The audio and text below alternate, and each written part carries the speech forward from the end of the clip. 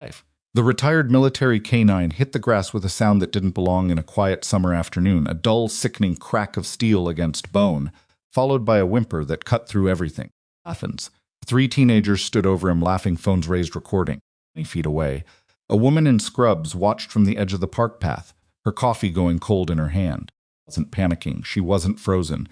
She was simply deciding, and the decision took less than 3 seconds. Those teenagers didn't know. What this entire town had never bothered to learn was that the quiet nurse with the tired eyes and the old dog had once cleared buildings in Fallujah with a rifle and a heartbeat that never climbed above 60. They had no idea what they had just started. If this story already has you gripping your seat, do me a favor, follow my channel so you don't miss a single moment of what happens next. Hit that like button and drop a comment telling me what city you're watching from. I want to see exactly how far this story travels. Now let's get into it.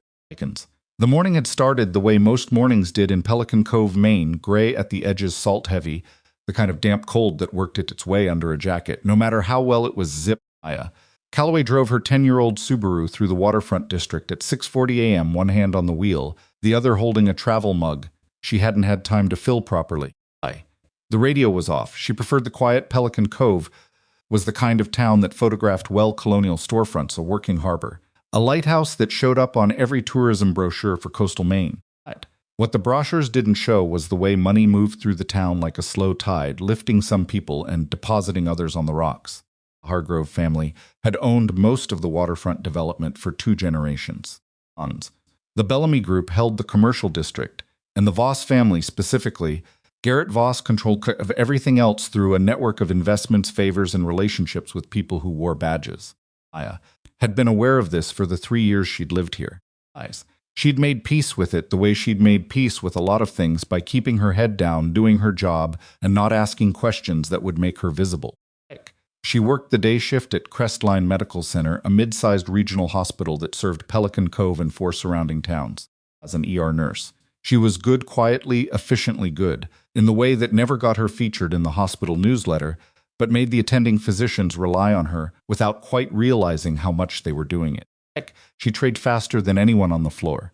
She caught medication errors with a glance. When a trauma patient came in violent and combative, she was the one the charge nurse called. Nobody at Crestline knew why she was so calm under pressure. She'd never told them. Her apartment was a converted loft above a chandlery on the harbor side. 2 rooms, functional, no decorative touches, except for a framed photograph on the windowsill that she never talked about. In the photo, she was 26, squinting into desert sun, one arm around the neck of a Belgian Malinois who was looking at the camera like he owned it. Both of them were covered in dust. Both of them were grinning. That dog was named Ranger, and he was asleep on a folded wool blanket in the passenger seat of the Subaru right now, his gray muzzle resting on the door panel, half open in the suspicious way of old dogs, who never fully trusted that the vehicle wasn't going to do something alarming. This Ranger was 9 years old. He had served 4 combat deployments attached to naval special warfare units. He had a titanium tooth, 3 healed fractures, and a scar along his left flank from a fragment hit that had come within 2 inches of something that would have been unsurvivable. He had cleared rooms, tracked insurgents through mountain terrain, and twice located improvised explosive devices before they killed people Maya had been responsible for keeping alive. He was retired the same as she was. He slept a lot. The harbor smell. He had learned slowly and with considerable reluctance that the threat level in Pelican Cove was generally low. Those mornings, Maya walked him along the waterfront path before her shift. It was the one ritual she protected: 40 minutes water on, marsh grass on the other. No phone, no agenda. It was the part of the day where she could almost believe that the version of herself she was trying to build here was real. She parked near the trailhead at 650, clipped Ranger's lead, and they walked. He moved with the careful efficiency of a working dog who'd had to adapt his gait to a body that wasn't quite what it used to be, still precise, still alert but slower at the turns. She matched his pace without thinking about it. They'd been reading each other for 7 years. The trail curved inland around the marsh and then opened onto a wide stretch of park lawn bordering the harbor. The benches were empty at this hour. The grass was still wet. A pair of cormorants sat on the breakwater pilings, and the only sound was the low complaint of a buoy bell somewhere in the channel. That was when she heard the laughter. It came from behind the maintenance shed at the far edge of the park, bright, amplified, the kind of laughter that requires an audience. didn't look immediately. She'd developed a specific relationship with her own threat assessment instincts over the years, and one of the things she'd learned was that her first read of a situation was usually right. Her second read, the one shaped by hope and the desire to be wrong, was usually not. She slowed her pace. Ranger's ears went up. 3 of them came around the corner of the shed, phones out, moving with the comfortable entitlement of people who'd never had a reason to be aware of how much space they were taking up. Maya recognized one of them, Declan Voss, 18, the youngest son of Garrett Voss. She'd seen him around town the way you see the children of powerful people, in passing their presence annotated by the way other people stepped aside. He was tall, dark-haired, wearing a jacket that probably cost more than Maya's monthly car payment, and he was laughing so hard at something on his phone that he was walking sideways. The 2 with him, she didn't know. One was a girl, blonde, expensive-looking, recording on an iPhone with a ring light case. The other was a heavyset boy with a crew cut, and the kind of bored cruelty on his face that was either a performance or the real thing. It was sometimes hard to tell at a distance. They were moving toward the bench where another park regular, an older man named Warren, who walked his basset hound every morning and always nodded at Maya, had tied his dog to take a phone call. Ryan was 20 yards away, back-turned, talking. Dog, a sleepy-looking animal named Biscuit, was sniffing the ground with zero awareness.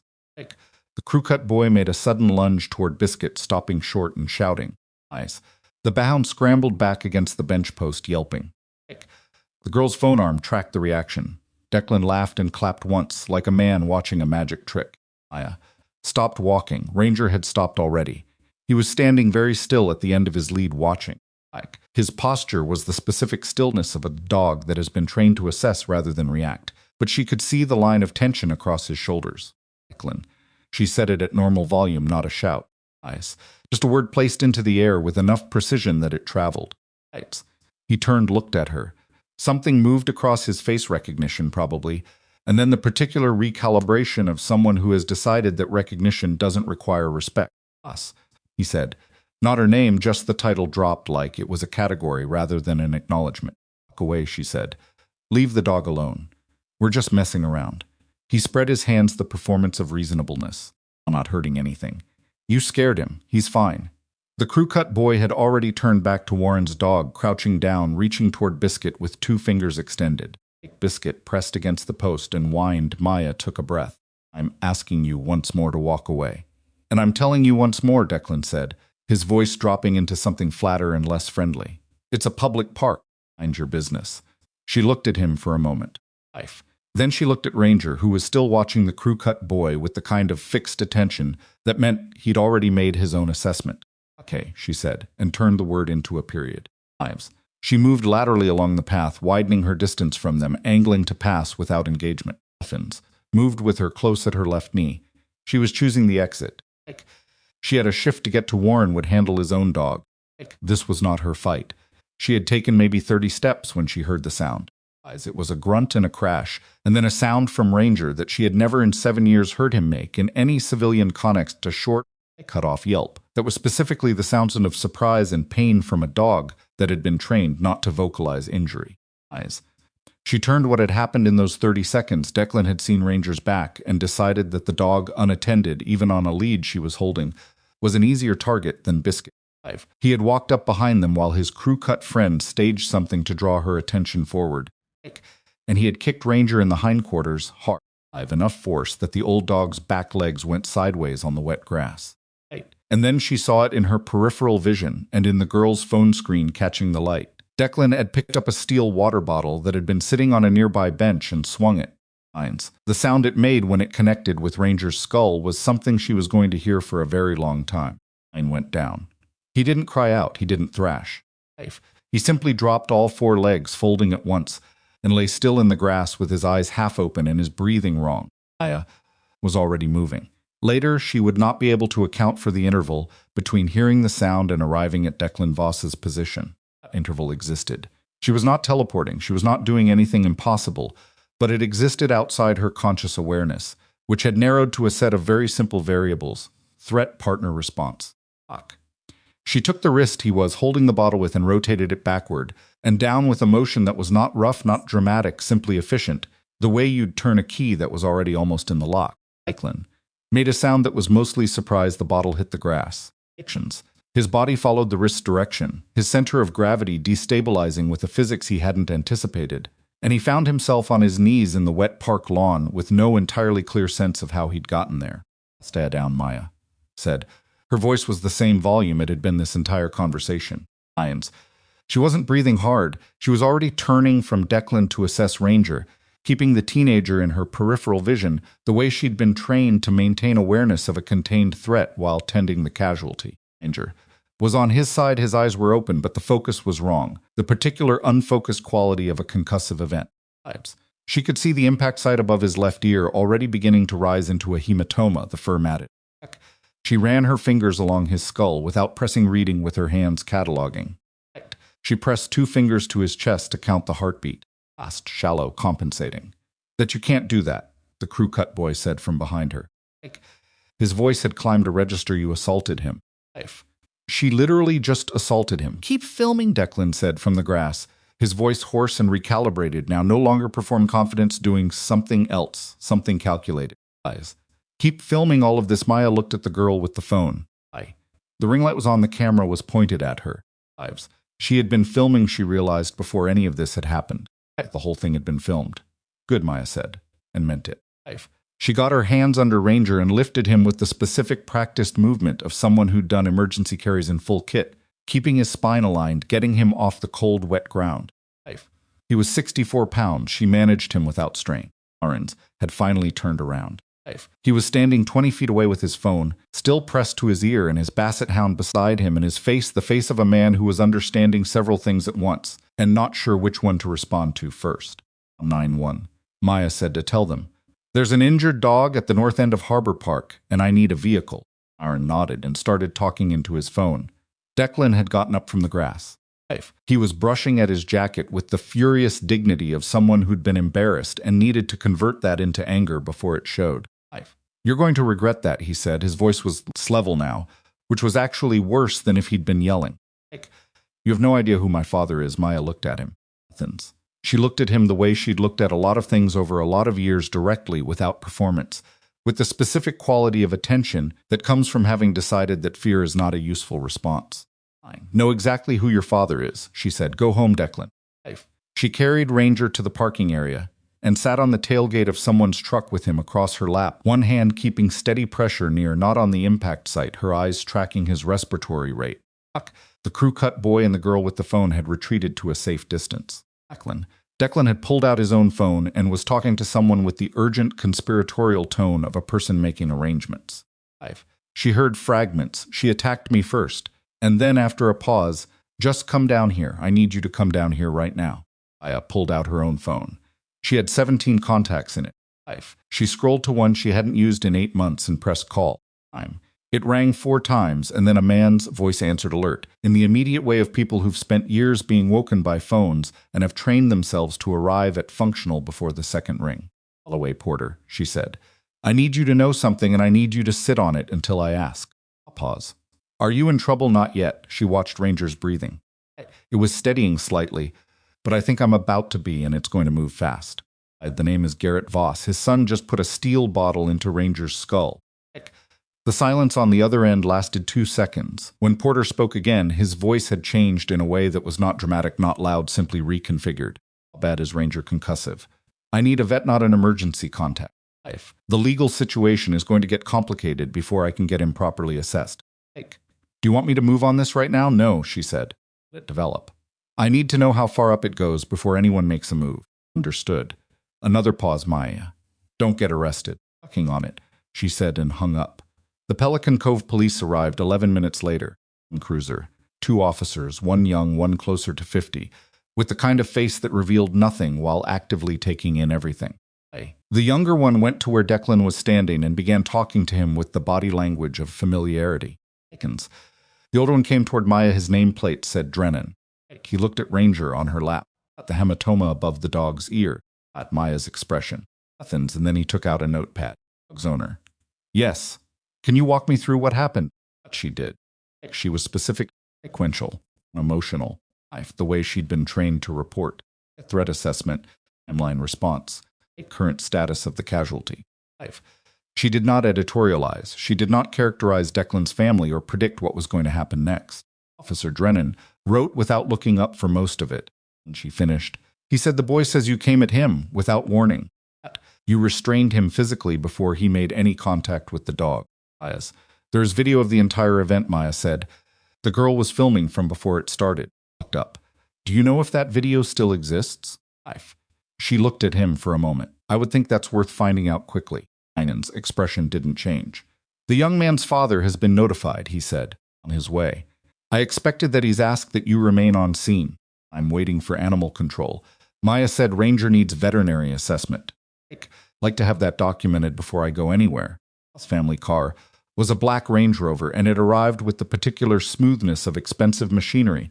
No drama, no hurry, simply there and then present the way money operates in a town it owns. Garrett Voss was 53, silver-templed, wearing clothes that were casual with the specific effort that goes into looking effortlessly casual. He moved across the park lawn with his lawyers, two of them flanking, already looking at Maya in the preliminary way. Lawyers look at things they intend to restructure. He went to Declan first, placed a hand on his son's shoulder, listened with his head slightly tilted. Then he turned Miss Calloway, he said. He knew her name.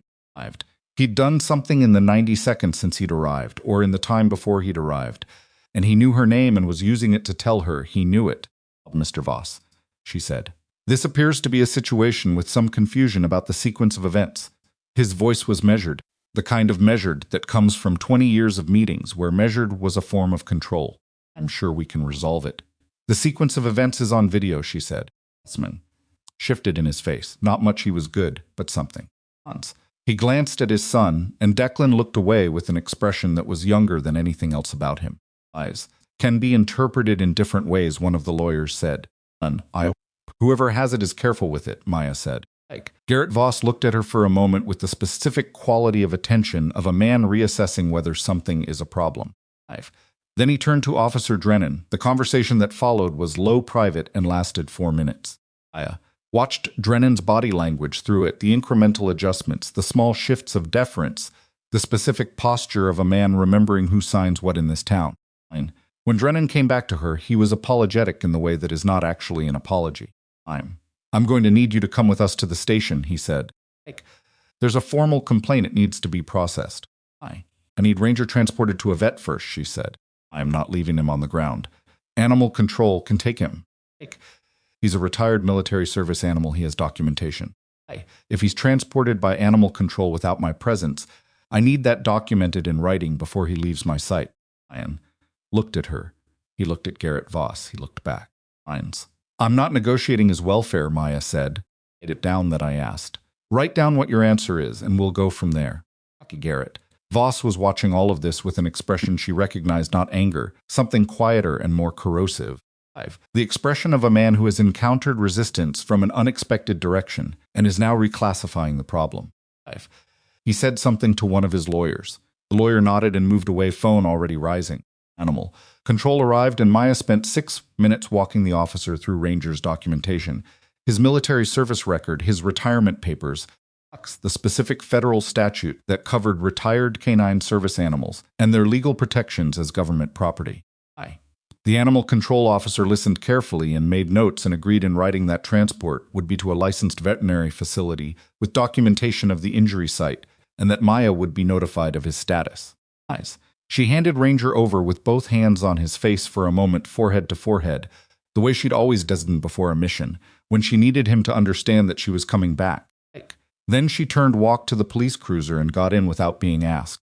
At the station, they put her in an interview room that smelled of old coffee and whatever combination of anxiety and boredom accumulates in small-space institutional settings. It was a room she'd assessed by habit before she'd sat down one door. No Windows camera in the upper left corner, the kind of chair designed to be uncomfortable without technically being brutal. She'd been in worse. She sat with her hands on the table and thought about Porter, about the call, about the 11 words she'd said, and what they would set in motion. She thought about Ranger's breathing steadying, about the specific measurement of his heart rate under her palm. She thought about the girl's phone screen and the ring light and the footage that showed what had actually happened. She thought about Declan Voss telling his father on the phone that she'd attacked him without warning. She thought about how confident he'd sounded when he said it. Us. She thought about the fact that she had 37 letters of commendation in a box in her apartment, classified mission reports that would require specific federal authorization to access files, and a service record that would take anyone who looked at it several minutes to fully process. She thought about the fact that none of that was visible. None of it was in anyone's file. She had been for 3 years precisely what she'd tried to be: invisible, ordinary, a nurse with a dog, a woman who kept to herself and caused no trouble. They had looked at her and seen exactly what she'd wanted them to see. And Declan Voss had picked her dog up off the path and swung a steel bottle at his head and laughed. Water opened. It was not Drennan this time. It was a man in his late 50s she'd never seen before, that didn't quite fit the same way civilian clothes fits civilians, and carrying a styrofoam cup of coffee. He sat down in front of her without asking if she wanted it. He sat across from her. He had the deliberate, unhurried quality of a man who runs rooms. "Away," he said. "I'm Chief Harlan Pruitt. I want to be straightforward with you. I appreciate that," she said. "You're not under formal arrest. You're here as a courtesy while we sort out the facts of this morning. What I'm going to be straightforward about," he said, leaning forward slightly, "is that the Voss family is a significant presence in this town, and Garrett Voss, in whose concerns I take seriously. She waited. His son says you were aggressive, that the dog was the aggressor, and you escalated before he had any choice." He paused. "I'm not saying I believe that," but she said. "But the family has resources to make this complicated," he said. I'm a practical man, and I'd like to know if there's a version of this where everyone walks away without a lot of additional paperwork." She looked at him. She looked at the styrofoam cup of coffee, which she didn't touch. She thought about Ranger's skull under her palm. "Chief Pruitt," she said, "there's video of what happened." The girl had her phone out before the first contact. That video still exists. It shows exactly what happened in exactly what order. Has a way of disappearing in situations like this," he said, not unkindly. I think you know that the girl was live streaming," Maya said, "on a platform that caches content server-side within 30 seconds of upload. Whatever was on that phone is already somewhere that isn't on that phone." It went very still. She let the silence sit for a moment. Outside, through the wall, she could hear the ordinary sounds of a small police station, a printer, a phone, someone's radio. Primal sounds. The sounds of a place that had been running a certain way for a long time and didn't expect to be interrupted. "I'd like to make one phone call," she said. "Then I'll cooperate with whatever process you need to run." He nodded. Once. She picked up her phone. They hadn't taken it, which was its own kind of healthy assumption that it wouldn't matter, and dialed the same number she'd called in the park. "Rang twice, Porter," she said when he answered. "Already moving," Porter said. There was recognized keyboards, voices, the specific acoustic texture of a busy operation space. "They need to see her service record," she said, "all of it. The parts that can be shown." Understood. A pause. "Is she secure? She's in interview room 2 at Pelican Cove PD," she said. "Fine." "She's fine." She used the third person the way she always had in operational contexts, a habit that had never entirely left. "Make sure whoever comes as rank, it's going to matter." Copy. ETA is approximately 4 hours. She hung up and set the phone back on the table and looked at Chief Pruitt, who had been sitting very still through all of this, with an expression that was rearranging itself from practiced authority into something she could only describe as the beginning of a concern he hadn't anticipated having. "Hours," she said. "I'm happy to wait somewhere in the building." A radio crackled. Somewhere across town. The Voss family lawyers were making calls of their own, assembling the machinery of privilege that had never before encountered a reason to worry. And somewhere in the encrypted communications infrastructure of Naval Special Warfare Command, a file was being pulled that would take Chief Harlan Pruitt considerably more than 4 hours to fully read. The 4 hours did not pass the way waiting usually passed. Pruitt left the room after another 10 minutes of silence that neither of them tried to fill. He'd looked at her once more before the door closed, a longer look than the first, the kind of look that meant he was revising something, and then he was gone. She heard him in the hallway, speaking low to someone she couldn't identify, and then the sounds moved away, and she was alone with the institutional hum of the building and the styrofoam cup of coffee going cold on the table. She didn't touch the coffee. She'd stopped drinking bad coffee sometime around her second deployment, when a corpsman she'd worked with had pointed out that voluntarily consuming things that made you feel worse was a form of small self-sabotage. She'd never entirely agreed with the logic, but she'd remembered the observation, and it had attached itself to coffee specifically in a way she'd never managed to dislodge. She was thinking about the live stream, the girl's name. She didn't know she'd seen her twice around town, but never learned it the way you see peripheral figures in a small place without ever pulling them into focus. What she did know was the platform. She'd seen the interface on the girl's phone screen, had registered it the way she registered most things automatically, without deciding to live. It was one of the major platforms, not one of the smaller ones, which meant the server-side caching she described to Pruitt was accurate. The content didn't live only on the device. It lived somewhere with terms of service and a legal team and a subpoena response protocol. The question was whether Garrett Voss knew that. The question was whether his lawyers knew it and whether they'd already moved. The question was how fast money moved against law when the two were running in opposite directions. She thought it probably moved very fast. She thought about Porter. She'd worked with Marcus Porter for 6 years before she'd retired. He'd been her intelligence liaison for 3 of those years and her direct superior for 2. And the year before she'd gotten out had been complicated in ways she didn't think about at night if she could help it.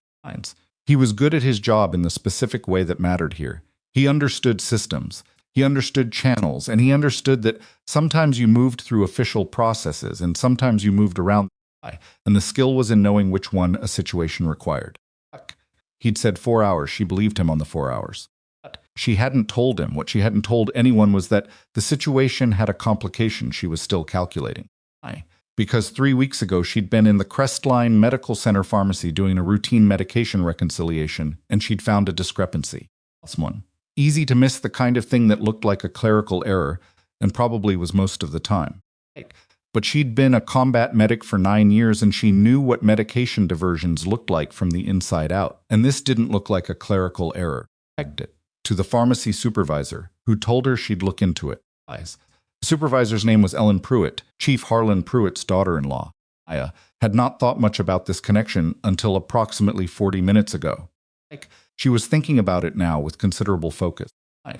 The door opened at the 90-minute mark. Not Pruitt this time, it was Drennan with a different face than he'd had at the park, tighter around the eyes. He set a bottle of water on the table, which was at least better than the coffee. You need anything, he said. How's my dog, she said. He looked at the wall briefly. I can find out. I'd appreciate that. He came back 4 minutes later.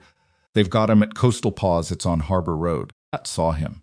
They're keeping him for observation. He paused. He's stable. She let out a breath. She hadn't quite been aware she was holding. Thank you. He nodded. He stood there a second longer than he needed to, which told her something. Not for what it's worth, he said. And then he stopped. I know, she said. He left. She believed him not about everything, but about that one unfinished sentence. The second shift of the waiting period was harder than the first. The adrenaline that had carried her through the park and the arrest, and the intake process had metabolized and left behind the ordinary human aftermath of it. The slightly shaky hands. She didn't let show. The particular exhaustion of performing calm. When you are not entirely calm, the slow grinding awareness that Ranger was in a veterinary facility with a head injury, and she was in a room with no windows and a camera in the corner. She had been in worse rooms. She reminded herself of this, and it helped approximately 40%. At the 3-hour mark, the energy in the building changed. She felt it before she heard it, a shift in the ambient sound, voices altering in register, someone's footsteps changing pace in the corridor. Then she heard a door, and then she heard Pruitt's voice. And then she heard another voice. She didn't recognize, say, something short and flat that she couldn't make out through the wall, but that carried the specific acoustic quality of a statement that is not asking for a response. Nothing for another 11 minutes. Then the door to her room opened, and Garrett Voss walked in. He was alone, which surprised her. He'd had 2 lawyers at the park, and she'd assumed they'd be attached to him permanently, until this resolved the way expensive help tends to follow expensive people when things are going sideways. He closed the door himself. He didn't sit. He looked different than he had at the park. Diminished. Garrett Voss didn't do diminished, she suspected, but recalibrated, the way a man looks when he's decided that the previous strategy isn't working, and he needs to open a different conversation. I'd like to talk to you directly, he said, without the official layer. Welcome to talk, she said. I'm not going anywhere. He pulled out the chair across from her and sat down, resting both forearms on the table in a posture that was meant to communicate openness, and communicated instead that he was a man who had practiced communicating openness. I want to be clear that what my son did this morning was wrong. She waited. He's 18, he's impulsive, and he's been indulged in ways I should have corrected earlier. None of that is an excuse. He said these words with the cadence of someone who has rehearsed the admission precisely because the admission is useful. I'd like to find a way to make this right for you and for your dog. How were you thinking of doing that? She said. Vet bills, obviously. Offered. Immediately, whatever the cost, he kept his eyes as on hers. And I'd like to see the complaint against you withdrawn. With an apology on record, she studied him. He was good. The offer was structured to feel like generosity while being structured specifically to close off the path that led anywhere. He didn't want her to go. For the dog. The complaint dropped an implicit in the whole package. This goes away. We pretend it was a misunderstanding. Declan continues his life and you continue yours. That's a generous offer, she said. I think it's fair. The issue, she said carefully, is that your son committed a felony. Aggravated assault on a retired military service animal is a federal offense, Mr. Boss. The vet bills aren't the conversation I'm in. I understand you're upset. I'm not upset, she said. And she meant it in a way that landed in the room before he could respond to the word. I'm describing the legal situation. You can withdraw your son's complaint. You can't withdraw the footage or the statute. The footage, he said, may not be as clear as you think. The footage, she said, was live-streamed to an audience that was viewing it in real time on a cached platform. What's on that server isn't retrievable by anyone in this room. Very still. It was the stillness of a man doing rapid arithmetic and not liking the sum. I'm going to recommend, she said, that you call your lawyers back in about federal canine protection statutes before we go any further. I think it'll change the shape of this discussion. He stood, he did it slowly with the controlled movement of a man managing an emotion he wasn't prepared to show. He straightened his jacket. He looked at her with an expression that had finally dropped the performance of openness and showed her something underneath it that was smaller and harder and older. He said quietly, how this town works. I think I'm starting to get a sense of it, she said. The door closed. She heard him in the corridor, 2 words to someone, sharp, unhappy, and then the sound of the main entrance, and then quiet. 22 minutes later, Drennan opened her door again, and his face had done something new. There's someone here, he said several summons. Chief Pruitt wants you in the main room. She stood rolling her shoulders once and followed him out.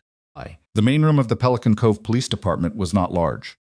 It held 6 desks, a dispatch station, a bulletin board, with the particular administrative sediment of a department that had been running in the same way for a long time. It was not a room designed to be impressive. It was currently occupied by 4 people who had not been there an hour ago, and the room had no idea what to do with them. 3 were in civilian clothes. Good. Civilian clothes, the kind that didn't draw attention but somehow didn't disappear into a background either. 4th was in Navy service uniform. The rank on her collar significant enough that Drennan had instinctively straightened when she came through the door. She was African-American, mid-50s, with close-cropped hair and the kind of face that had stopped practicing patience and simply become it. She looked at Maya and said, Callaway, Commander Ashby, Maya said. Claudia Ashby had been Maya's direct superior during her last 2 operational years.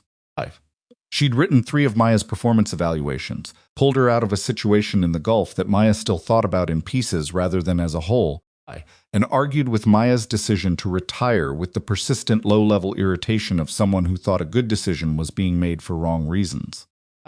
She had not, however, tried to stop it. Sit down, Ashby said to Pruitt, not to Maya. Chief, to his credit, or his survival instinct, or some combination of both, sat. Ashby set a tablet on the desk in front of him and pushed it across without ceremony. What you're looking at is the service record of Petty Officer First Class Maya Callaway, U.S. Navy, honorably discharged. The sections marked in red are classified above your clearance level and have been redacted. The sections in black are available to you. She gave him approximately 3 seconds. The K9 designated Ranger military tag, R7742 Delta, is listed in the Naval Working Dog Registry as a retired military service animal protected under federal statute. His retirement documentation includes a provision that any interference with his physical well-being by a civilian constitutes a federal offense. Athens. Pruitt was reading. He was reading with the specific quality of a man who has just understood that he is in a different situation than he thought he was in. His color had changed. The complaint filed against Petty Officer Callaway Ashby, continued by Declan Voss, age 18, is categorically inconsistent with the physical evidence, the documented service history of the K9 involved, and the digital record of the event as captured on a live stream platform. Federal investigators have already made contact with the platform's legal team regarding preservation of that content. of the civilians. A compact man with a northern accent that sounded like Massachusetts stepped forward and placed a business card on the desk beside the tablet. Special Agent Dermot Hale, Naval Criminal Investigative Service. Arrived. We'll need all records pertaining to the complaint filed this morning and all communications related to this matter between this department and any outside parties. Outside parties. Maya watched Pruitt process those two words with the particular expression of a man watching a wall develop a crack from the wrong side. I want to be cooperative, Pruitt said. His voice was steady, but something behind it wasn't. This department wants to be fully cooperative with any federal inquiry. That's appreciated, Hale said, and his tone made clear that appreciation was not the same as reassurance. Oshby turned to Maya then fully for the first time since she'd walked in. She looked at her the way she always had, directly, without ceremony, with the specific quality of someone who does not have time for anything except what is true. She said stable. Maya said concussive event. They're monitoring at Coastal Paws on Harbor Road. I'll have him moved to the Naval Veterinary Facility at Portsmouth by morning. To be there when he's transported, you will be. Ashby paused. Athens. She wasn't a woman who paused often. You did the right thing calling Porter. Maya said you waited longer than you needed to. Maya looked at the window. There was one in the main room, looking out at the parking lot in the flat afternoon light. I wanted to know how far it went, she said, before anyone moved. Ashby. We held her gaze for far enough, Maya said. As the word sat in the room, Hale and his team were already moving, separating, one heading toward Drennan, another toward the dispatch station, the third pulling out a phone. Pruitt was looking at the tablet with the expression of a man reading a document and understanding one line at a time that the document is about him. He hadn't known Maya's service record. She was confident of that it showed in his face too clearly for it to be performance. But what he had known was who to call when Garrett Voss needed something managed, and who had picked up and what that made him. The question of exactly how much he'd known, and when he'd known it, was the question Hale's team was going to spend the next several days answering. Maya was thinking about the pharmacy discrepancy. She was thinking about it because it had just clarified itself in a way it hadn't before. Small financial manipulations required infrastructure. Infrastructure required relationships between people who trusted each other's silence. The particular relationship between Pruitt and Voss, the speed of it, the ease of it, the way officers had deferred without being told to defer, didn't come from nothing. It came from something that had been built over time and was still being maintained. She needed to tell Hale about the pharmacy discrepancy. She was already calculating how to do it without it looking like she was making allegations she couldn't support, which meant she needed to be specific about what she'd seen and careful about what she characterized versus what she simply described. She also needed not get ahead of the situation. Had said she'd let it develop. Was developed and federal agents were in the room, and the next move was theirs, not hers. Heinen came to stand beside her at the window. He didn't look at her directly. Outside, a car was pulling into the lot, another civilian vehicle, dark, moving with the purposeful slowness of a car whose occupant is not arriving casually. Family lawyer. Drennan said quietly, he's been here twice today. Fine.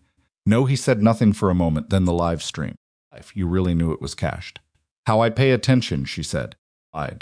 He nodded slowly. He had the face she thought of a man who'd been doing his job a certain way for a long time and was standing at a point where doing it that way was no longer the only option and wasn't sure yet what came next. What happens to this department? He said. Depends on what they find, she said honestly. I've been here 19 years. She looked at him. If you're clean, you're fine, she said. If you're not, this was going to happen eventually regardless. She paused. If there's something you want to say to Agent Hale before he has to come find it, that's generally the better path. He stood there another moment. Then he turned and walked toward the desk where Hale was working, and Maya looked away and gave him what privacy the room allowed. Outside, the Voss family lawyer had gotten out of his car, on his phone, and his posture, even at this distance, even through glass, had the specific quality of a man receiving information that is making his day significantly worse. He stopped walking. He put his hand over his eyes, briefly not shading them from the sun, just a gesture, the small unconscious theater of a person trying to stabilize.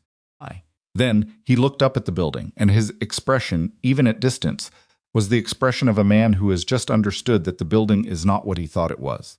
Maya watched him stand there in the parking lot. She thought about Ranger's heartbeat under her palm in the park, the shallow, fast rhythm of it, the way it had been steadying by the time she'd had to let him go. She thought about 7 years, 4 deployments, a titanium tooth and 3 healed fractures and a scar along the left flank, and the way he'd never once failed to find her in a crowd. She thought about Declan Voss's face when he'd said, "You have no idea who my father is," and the specific quality of certainty in his voice, the certainty of someone who has never been wrong about that sentence.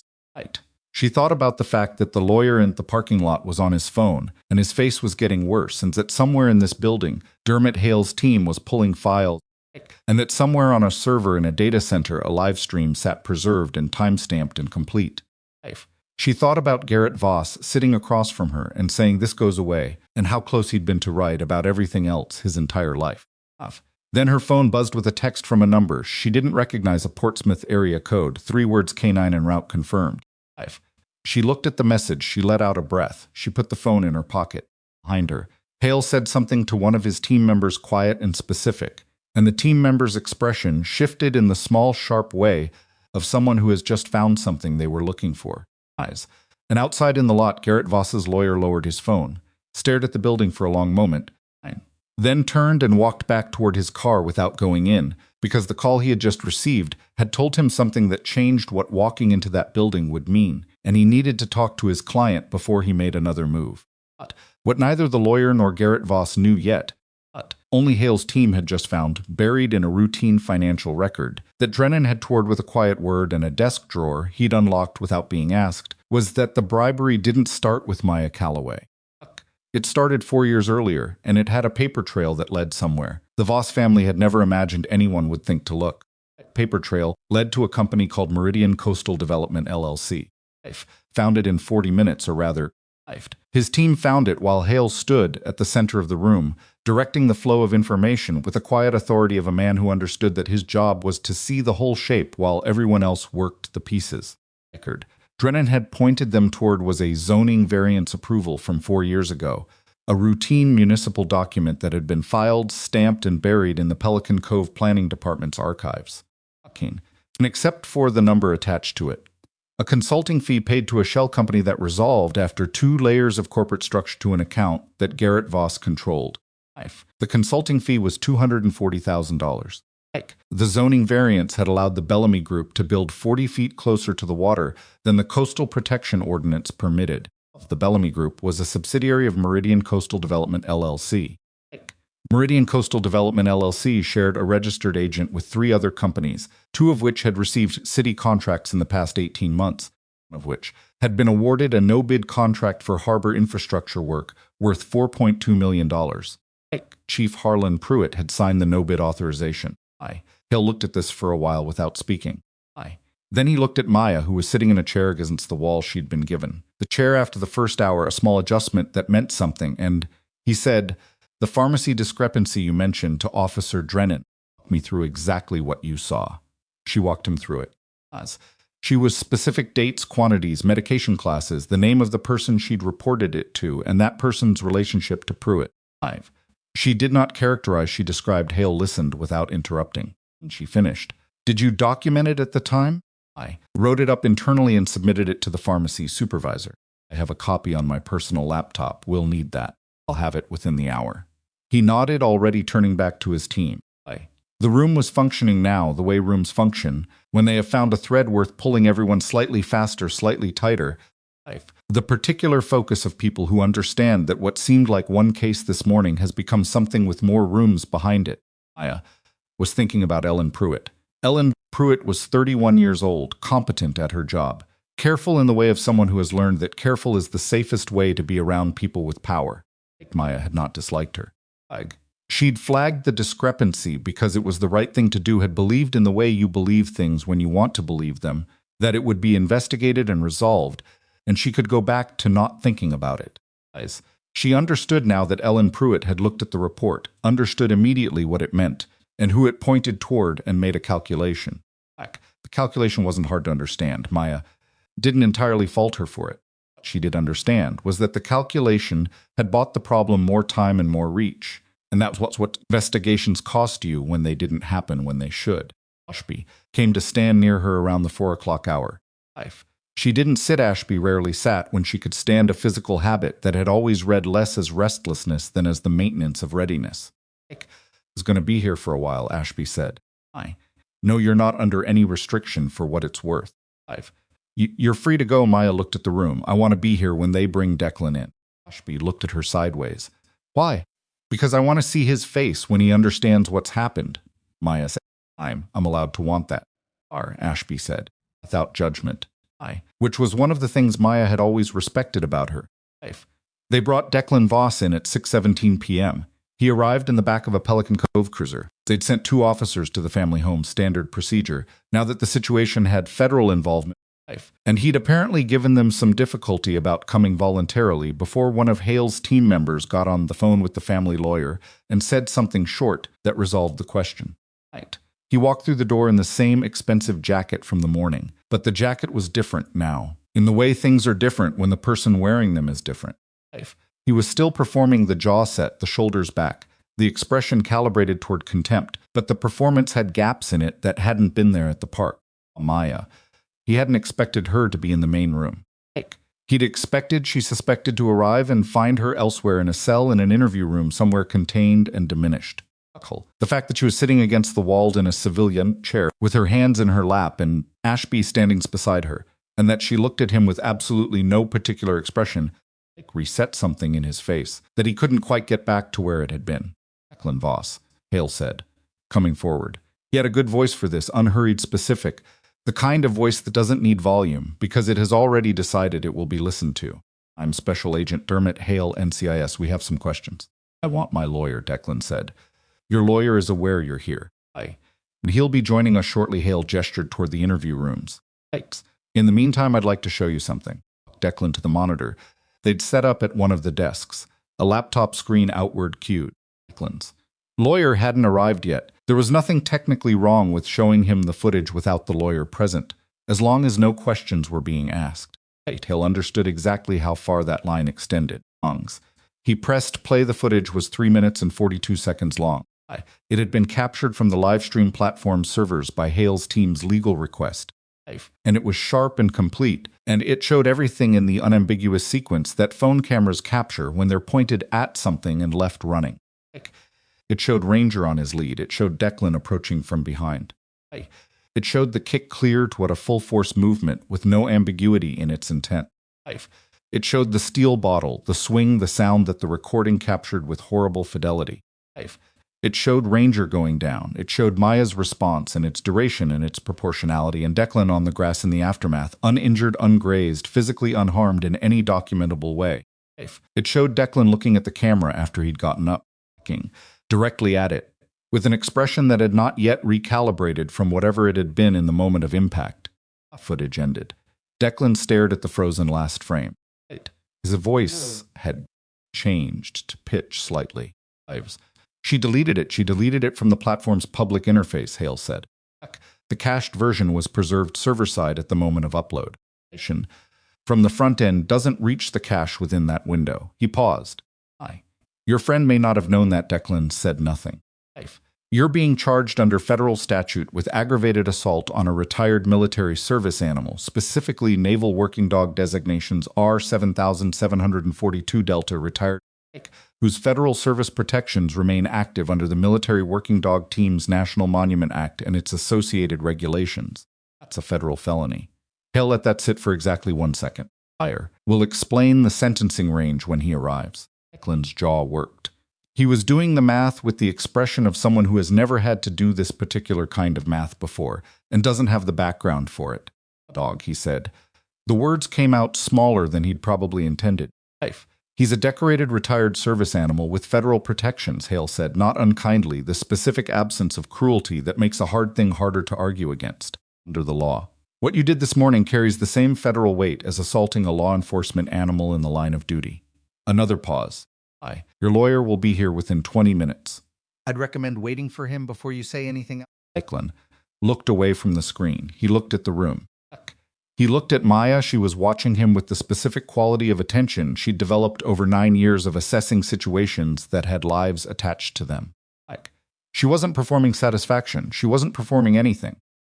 She was simply watching the particular moment when a person understands that the world has not arranged itself the way they expected it to be arranged and is trying to determine what that means for the next minute and the one after that. He looked away first. His lawyer arrived at 6:43 and went directly into conference with him. The sounds that came through the wall were not intelligible, but the emotional shape of them was clear enough: a young man's voice going up, and a professional voice going flat, and the specific acoustic pattern of bad news being delivered in measured increments. Aya had been on the other side of walls like that before. She knew what they sounded like. At 7:15, Hale came back to her with the face of a man managing several things at once. "We're executing a search warrant on the Voss property tonight," he said. "Financial records, communications, anything that bears on the zoning irregularities and the no-bid contracts." Voss has been informed. How did he take it? Better than I expected on the outside, Hale said. Which means he's already figured out what to burn. Are you accounting for that? We imaged his cloud accounts 2 hours ago. The warrant was filed before he knew we were coming. He looked at her steadily. We didn't need to wait for this morning's events to do that. This morning's events just accelerated the timeline. I looked at him. How long has NCIS been looking at Voss?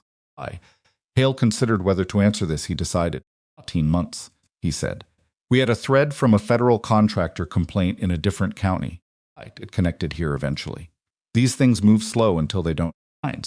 She nodded. She understood the rhythm of investigations, the long, slow accumulation of detail, and then the point where the weight of it tips and everything becomes simultaneous and fast. Pharmacy records. She said Ellen Pruitt being interviewed as we speak. Separately. From Chief Pruitt. His expression didn't change, but something behind it did. She came in voluntarily for what it's worth, and she brought documentation. Absorbed this, Ellen Pruitt had made a different calculation at some point in the last 8 hours than the one she'd made 3 weeks ago, and had arrived somewhere that had required bringing documentation. That was its own story, and not Maya's to tell. What do you need from me tonight? She said. Your formal statement, then you're free. He paused. Under Ashby would like you to stay in Pelican Cove for the next 72 hours in case we need follow-up. I'll be at the vet facility on Harbor Road, she said. He started to turn away, then stopped Calloway. She looked at him. The chief has been cooperating since hour 2. I want you to know that. An told him to. Said yes, Hale said. She gave her formal statement to a NCIS recorder at 7:45. She was precise, sequential, unemotional, the same way she'd been with Drennan at the park, the same way she'd been trained to report of timestamp, observation, action, outcome. No characterization, no interpretation beyond what the evidence supported. The recorder asked 3 follow-up questions, and she answered them, and it was done. Ashby drove her to Coastal Paws on Harbor Road. The clinic was a converted Victorian with original windows and a reception area that smelled of antiseptic and the specific combination of anxiety and hope that accumulates in places where people bring injured animals.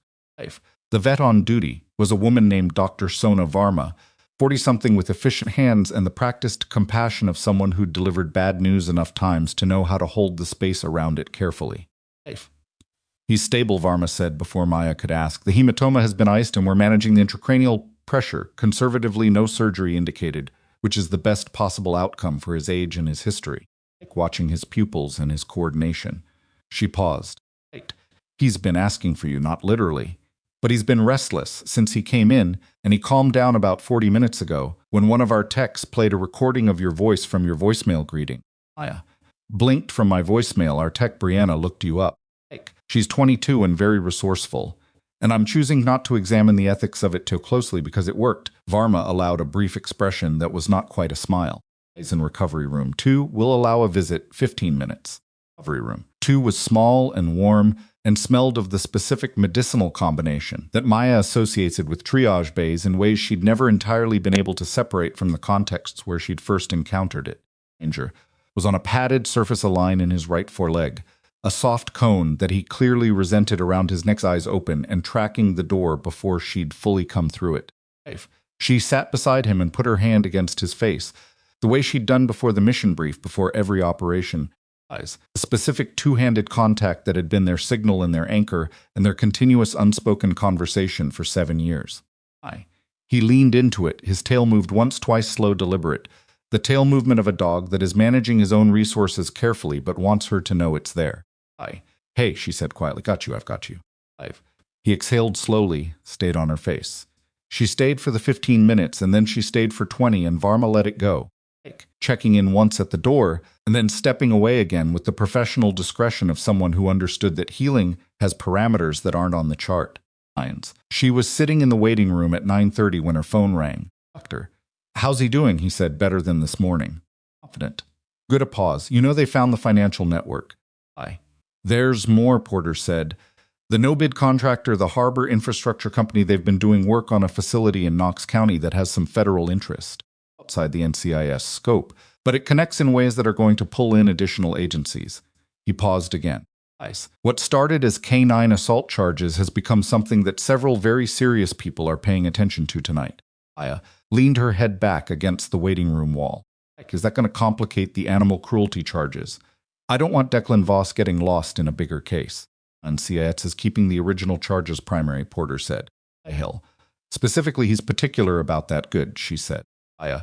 His voice changed. There's one more thing. Garrett Voss. Before the search team arrived at the property, he made a phone call to his lawyers, to someone in Augusta, the capital, of a state-level contact. Someone in the AG's office. He said this carefully. We don't know what was said. We know the call happened.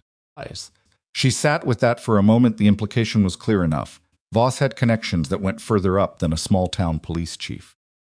The investigation Hale was running had state-level entanglements that hadn't been on anyone's map this morning. Hale knows, she said. He knows, Porter said, not alarmed. He's been at this long enough to have seen it before. Are you alarmed? A pause that was honest in its length. A little, Porter said, which is why I'm calling. I want you to know the shape of it before it changes shape again. Thank you, she said. They talked for another 4 minutes about logistics, Rangers transport to Portsmouth, the formal records Hale needed, the 72-hour presence requirement, and they hung up. She sat in the waiting room until 11 p.m. Arma came out twice with updates, both good.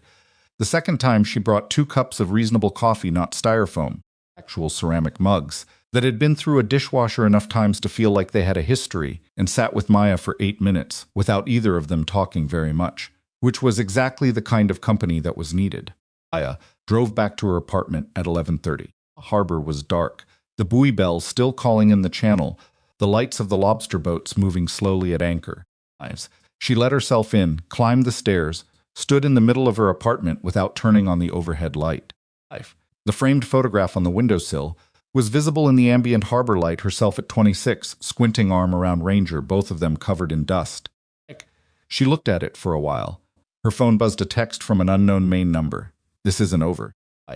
You should have taken the offer. She read it twice. She screenshotted it and sent it to Hale's one-line message. New contact, unknown number. FYI. Then she set the phone on the counter and went to bed. Because there was nothing else to do tonight, and she was very tired, and she'd learned a long time ago that the kind of tired you are after a day like this one is not something you outrun by staying awake. She was asleep in 11 minutes. She dreamed, which she usually didn't.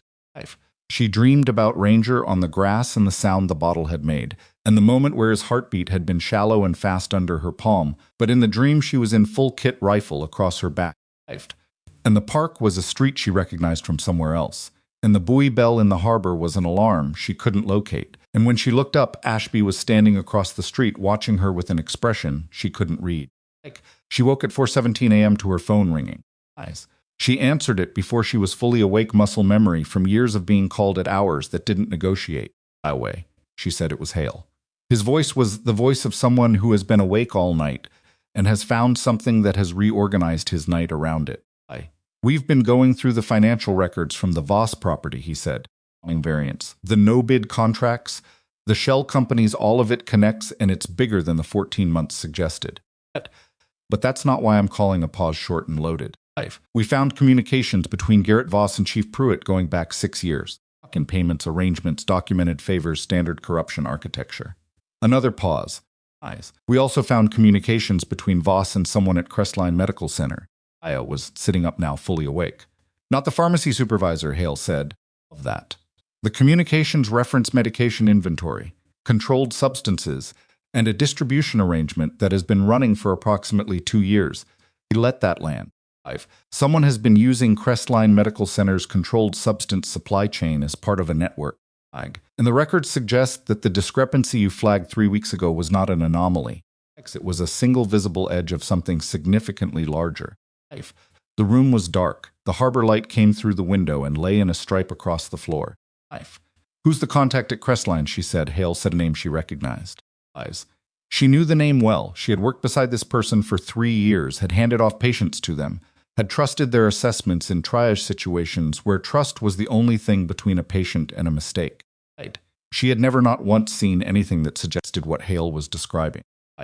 She said nothing for a moment. Are you still there? Hale said. Yes, she said. I need you at the station at 6 a.m., he said.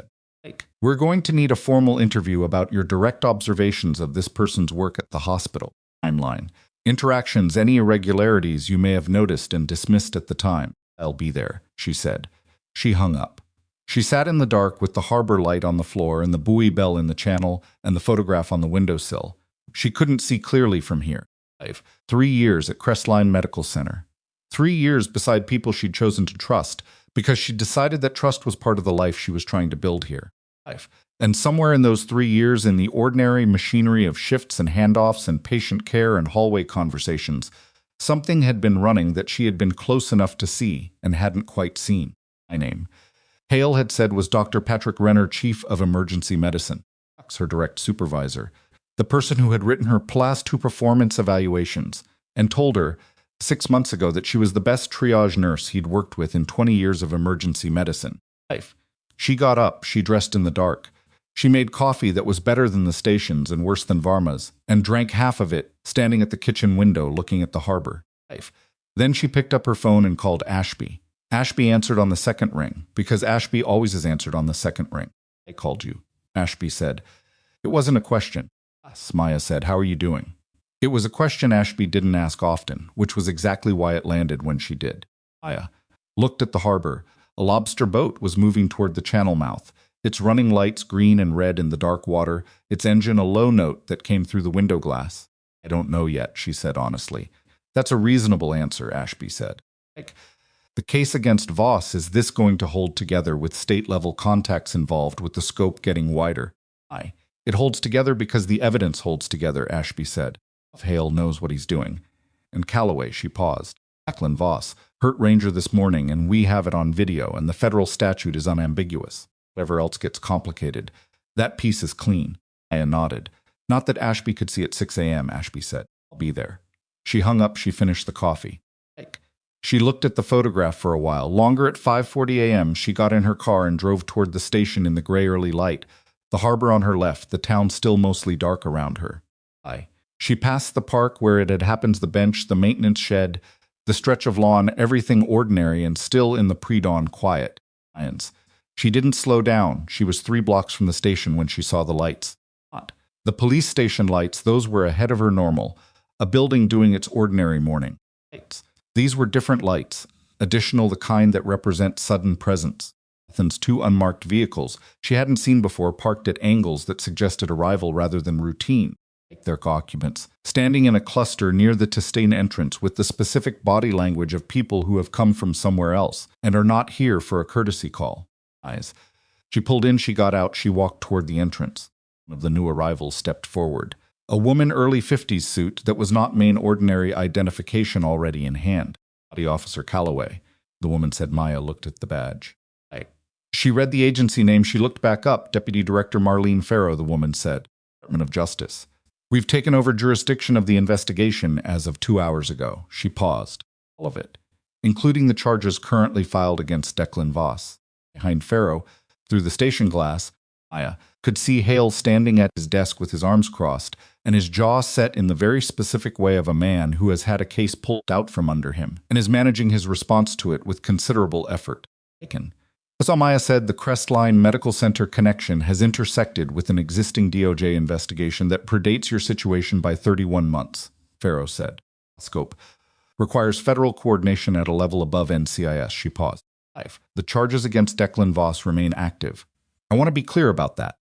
But they are now being processed through a different structure. How, Maya said. Farrow met her gaze, with the particular directness of someone delivering news they know is not welcome. Voss's lawyer has filed a motion this morning asserting that his client's cooperation with the DOJ investigation, specifically his testimony regarding his father's communications, entitles him to consideration on the federal K-9 assault charges. Maya looked at her. That motion. Pharaoh continued carefully, has not been granted. But it is being reviewed. The harbor wind came through the parking lot, cold and salt-heavy, and somewhere in the channel the buoy bell rang its low note in the dark water. And Maya Calloway stood in the early morning light and understood that the case she had thought was resolving had just opened a door she hadn't known was there. She didn't move for 3 seconds, not paralysis assessment. She'd learned the difference in the first year of operational training, when an instructor had told her that the worst decisions come from the gap between receiving information and understanding it, and that the skill was learning to close that gap before your body started moving. 3 seconds was usually enough, the DOJ motioned Declan Voss's cooperation. The word consideration, sitting in the cold morning air between her and Deputy Director Pharaoh, like something that needed to be handled carefully because of what was inside it. And consideration. Maya said Pharaoh didn't flinch from the directness. It means his lawyer has entered a formal request. It does not mean the request has merit. It does not mean it will succeed. She paused, and the pause had the quality of someone choosing the next words because they mattered. What it means in practical terms is that the processing of the canine assault charges has moved into a jurisdiction where his cooperation value is a variable. That's the honest answer. And the Canine Protection Statute, Maya said, the federal provisions, are not diminished by a cooperation motion. They're fixed law. What prosecutorial discretion in sentencing's and charge structure? Pharaoh held eye contact. I want to be accurate with you rather than reassuring. Accurate serves you better. Maya looked at her for a moment. She believed the woman believed her specifically because she had not tried to make it easier than it was, and people who made things easier than they were usually had a reason. What do you need from me, Maya said. The same formal statement Hale was going to take at 6 a.m. And then your patience while we run this correctly. Pharaoh glanced at the station door, where Hale was still visible through the glass, still not happy.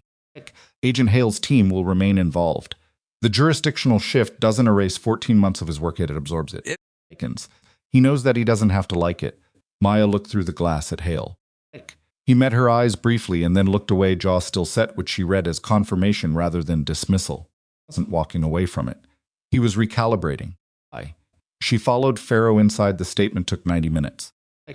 It covered the pharmacy discrepancy in detail, her direct observations of Dr. Patrick Renner. Over 3 years of shared shifts, every interaction she could recall that now acquired different weight in retrospect. The Tuesday afternoon, he'd been 40 minutes late to a handoff with no explanation. Locked the supply room door. She'd found locked on a Wednesday morning when it was never locked on weekday mornings. The single conversation she'd half overheard in the physician's lounge 3 months ago that she'd filed away as ambiguous and was no longer sure was ambiguous. She reported everything with the same precision she'd applied to every report she'd ever given, time-stamped, sequenced, qualified as observation rather than conclusion. The recorder asked 11 follow-up questions. When done, Pharaoh walked her to the break room and poured her coffee from a machine that was marginally better than the station's usual and sat across from her. How long have you been at Crestline? Pharaoh said. 3 years in November. And in that time, not what you reported, but your gut. Did anything about Renner read wrong to you? Maya considered the question honestly, which meant sitting with it for a moment rather than answering reflexively. He was a good doctor, she said finally. His clinical judgment was sound. He cared about outcomes. She looked at the table. Nothing. Read wrong because the clinical behavior was right. And I think that's the point. Someone who is doing what you're describing can't afford to let the clinical behavior slip. So you watch for everything but the part you should be watching for. Pharaoh nodded slowly. That's consistent with what we've seen in every case of this type. She looked at her own coffee. Doesn't make it easier to sit with. No, Maya agreed. At the station at 8:15. She drove to Coast Paws. Arma was handing off to the morning vet when Maya arrived, a young man named Dr. Who had the energetic solemnity of someone who'd recently finished school and was still in the process of deciding what kind of professional he was going to be. He walked her through Ranger's overnight vitals with careful thoroughness, and she listened and asked 3 specific questions, and his answers were good. Ranger's intracranial pressure had stabilized. His pupils were equal and reactive. He had eaten something that morning cautiously, but eaten. I see him, she said. Kolb took her back. Ranger lifted his head when she came in. Not all the way he was conserving, being careful with himself in the intuitive way of animals who understand their own recovery, but enough.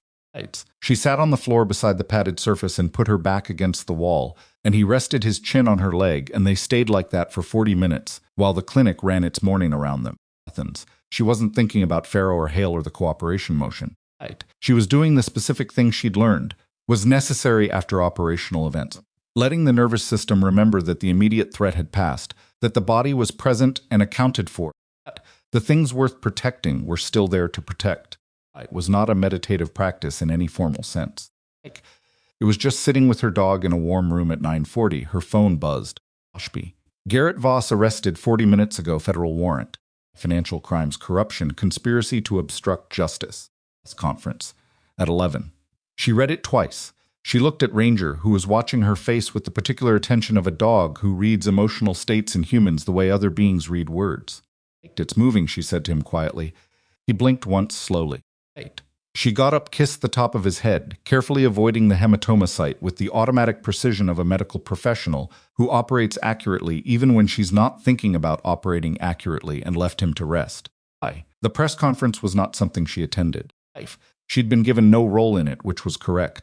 This was Pharaoh's jurisdiction now. Pharaoh's public-facing moment, and Maya's presence would have introduced complications that didn't serve the legal architecture Pharaoh was building.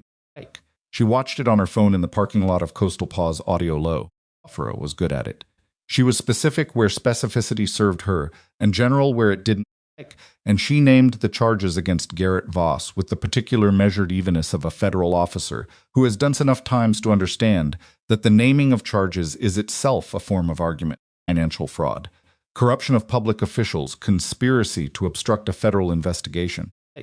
The dollar figures were in the millions. The official count was 7 individuals in 3 agencies, including Chief Harlan Pruitt of the Pelican Cove Police Department. After asked about the initial incident, the K-9, the nurse, said the original federal charges related to the assault on a retired military service. Animal remained active and primary, that they had precipitated the acceleration of a broader investigation, and that the individual responsible for the assault was in federal processing. The reporter followed up, is there any consideration being given to a cooperation agreement for the younger Voss in exchange for my motions, in this case, are being reviewed through standard DOJ protocol, Pharaoh said with exactly the finality that ended a line of questioning without appearing to end it. Aya closed the stream. She sat in the car and looked at the harbor for a while. The morning had moved past the grayish phase into actual daylight, and the water was a color that didn't have a precise English word for it, somewhere between slate and silver. Moving with the quiet industry of a coast that doesn't stop for human events. A phone rang, unknown number. She answered it, Miss Tuckaway. An's voice. Accent Maine. Second or third generation. The vowels slightly flattened. My name is Lawrence Okafor. I'm a reporter with the Coastal Maine Investigator. I'm working on the Voss story, and I'd know, she said. It would be a chance to tell your evidence tells my side, she said. I don't have anything to add. She paused. Don't call this number again. Hung up. She turned her phone face down on the passenger seat and drove. The thing she was working through, the thing she'd been working through since 4:17 a.m. was Renner. The legal situation. Not the investigation, not the charges. Reckons the human fact of it. 3 years of working beside someone and trusting the clinical picture they presented and being wrong about the full picture. Wrong. About the medicine, she had to keep holding that separately because the medicine had been real. The patient outcomes had been real. The skill had been real. But wrong about the whole, wrong in the way that happens when you are looking carefully at one thing, and something else is happening at an angle you aren't watching. She'd done 3 tours and spent 9 years in environments where people needed to be read accurately and quickly, and her life sometimes depended on that accuracy. She knew that even in those environments, even with that training, people miscalculated. The training didn't eliminate error, it just raised the floor of how badly things went when error happened. She'd reported the discrepancy. She had done the right thing at the moment she had seen the thing. The fact that the person she'd reported it to had buried it was not a failure of her perception. It was a separate human choice made by a separate person. She knew all of this. It still sat in her chest like something with edges. She drove to her apartment. She showered for the first time since the previous morning. She made actual food, eggs, bread, the mechanical assembly of a meal, and ate standing at the counter because sitting at the table felt like too much deliberateness for the state she was in. She was tired in the specific way of someone who has managed a major adrenaline event on very little sleep and is now paying the deferred invoice.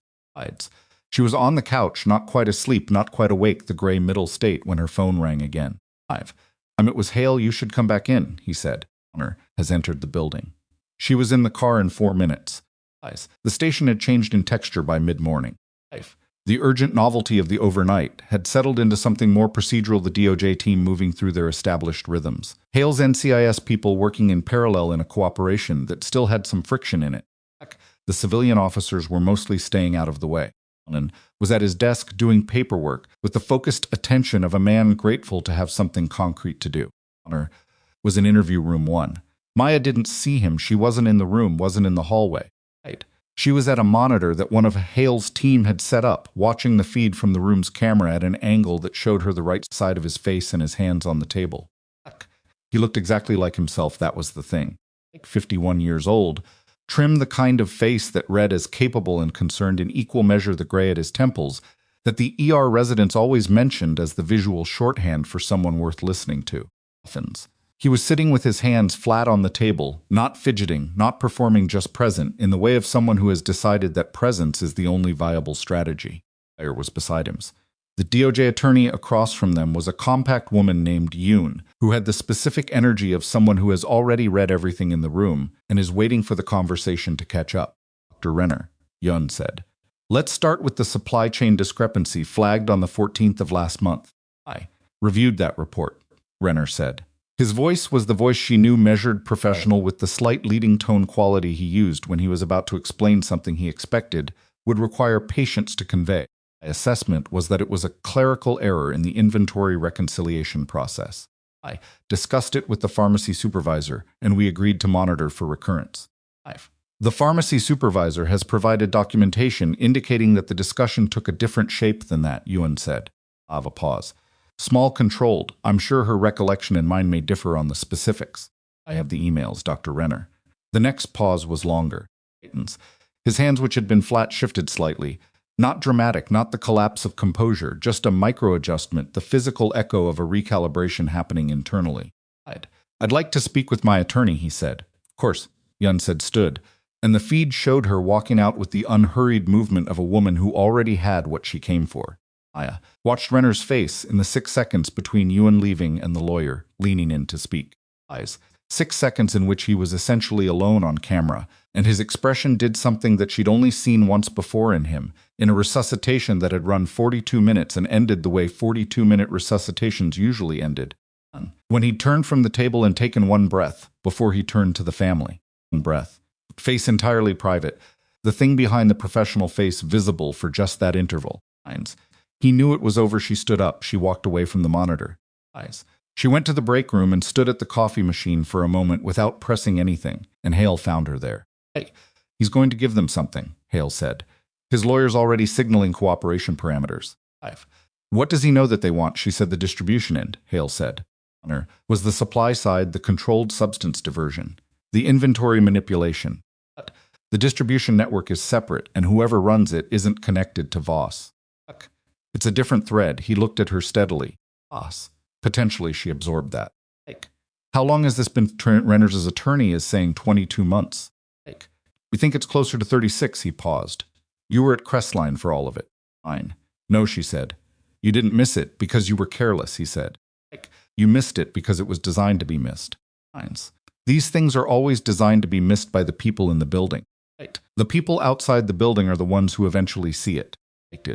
She looked at him. He meant it. She could tell he meant it in the specific way of someone who has had this conversation enough times that it is no longer a consolation and has become simply true. Thank you, she said. He nodded and left. She pressed the coffee machine button. The coffee was the same quality it had been at 4 a.m., which was to say not good, but it was hot, and she needed something hot to hold. 15 p.m. Furrow called her into one of the office space they'd set up as a conference room, with whiteboards covered in the specific notation of an investigation that had been running long enough to develop its own visual grammar. Farrow was at the head of the table. Hale was there. Ashby was in the corner chair. The one that wasn't at the main table, which was an Ashby move close to the action, not performing a role she hadn't been assigned. We have a development, Farrow said. She was looking at a tablet, but her attention was on the room. Garrett Voss, through his attorneys, has submitted a proffer. He's offering information about the distribution network in exchange for reduced exposure on the conspiracy charges. She set the tablet down. The offer is being reviewed. I want to be clear that his cooperation doesn't diminish the corruption charges against him or the charges against his son. The stand. What it may affect is his sentencing exposure, not his guilt. What about Pruitt? Maya said. Pruitt began cooperating yesterday afternoon. Left. Since Farrow paused. He's provided documentation of 6 years of payments and arrangements. What scope is? It's substantial. He's looking at federal charges and he knows it, and he's made the calculation that full cooperation is his only viable path. Maya thought about Drennan at the window, the unfinished sentence, the desk drawer he'd unlocked without being asked. Clean, she said. Farrow glanced at Hale. He appears to be. He was aware that relationships existed between Pruitt and Voss, but was not a participant. Operation yesterday was voluntary and has been consistent. She paused. He's in a difficult position professionally, but legally he looks clear. Maya nodded. She was glad for that in the way she was glad for small things that went right inside large things that'd been wrong. Not uncomplicated gladness, but real. The charges against you, Farrow said, were formally withdrawn at 10:52 this morning. The withdrawal has been documented as on public record and includes a formal notation that the complaint was filed without factual basis. Maya looked at the table. She'd known it was coming. It had been logically inevitable since the footage, but hearing it stated with that specific formal language did something she hadn't entirely anticipated. Relief.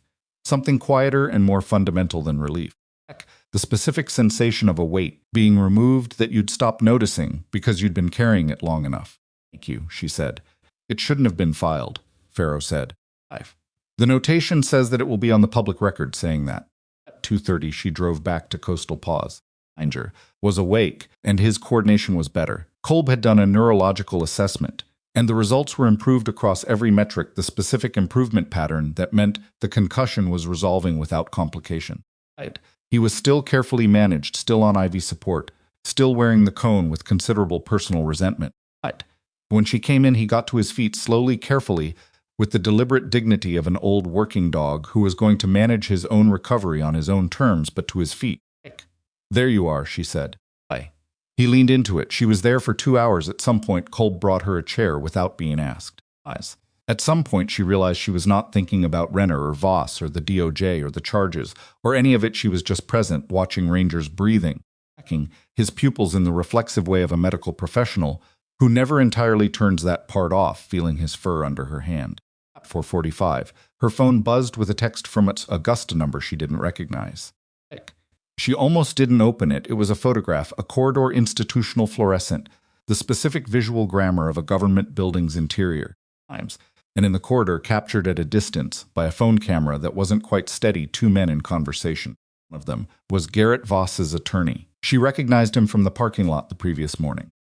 The other was a face she'd seen twice in the last 24 hours. She looked at the photograph for a long moment. She looked at the timestamp on the message sent 11 minutes ago. Then she forwarded it to Farrow with 3 words, "You should see this." Farrow called back in 4 minutes. Her voice had the specific quality it had not had before, not urgency exactly, but the tightening of something that had been controlled and was now controlled around a new shape. Where did this come from? Farrow said. I don't know, Maya said. Unknown Augusta number. The man with Voss's attorney, Farrow said. Fix him. Yes, Maya said. From where? Maya looked at Ranger, who was watching her face. She looked at the photograph again, the institutional corridor, the fluorescent light, the 2 men who had not expected to be seen. He was standing behind you at the press conference this morning, she said. Row. He identified himself to one of your team members as DOJ Internal Oversight. She paused. And he was in the room when you told me that Declan Voss's cooperation motion was under review. The silence on the other end lasted 4 full seconds, which was the longest silence she'd heard from Farrow. Nice. Stay where you are, Farrow said. Don't go back to the station. What's happening? Maya said. Someone inside this investigation has been communicating with Voss's legal team, Farrow said. Her voice was flat now, the flatness of controlled anger, the kind that burns steady rather than hot. Operation motion, the jurisdictional shift, the timing of the arrest this morning.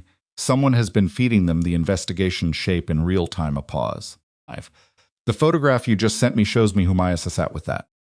She sat with the specific quality of a situation that has resolved one layer and immediately revealed another beneath it, the Russian doll structure of corruption, when it's been running long enough to metastasize into its own protection. The charges against Declan Voss, she said, intact. Pharaoh said with a firmness that was also a promise. Whatever happens. With the internal situation, the K9 charges are supported by federal statute and physical evidence and camera footage. 5. Nobody can make that go away. What someone has been trying to do is use the cooperation motion to delay the processing by time, create procedural complexity, slow the machinery a beat. Work. But I need to handle this correctly, and I need you out of the station while I do. Understood. Maya, she hung up. She looked at the photograph, still open on her phone, the corridor, the two men, the timestamp, the ordinary-looking institutional setting in which something that wasn't ordinary at all had been quietly arranged. She thought about the text from the previous night. This isn't over.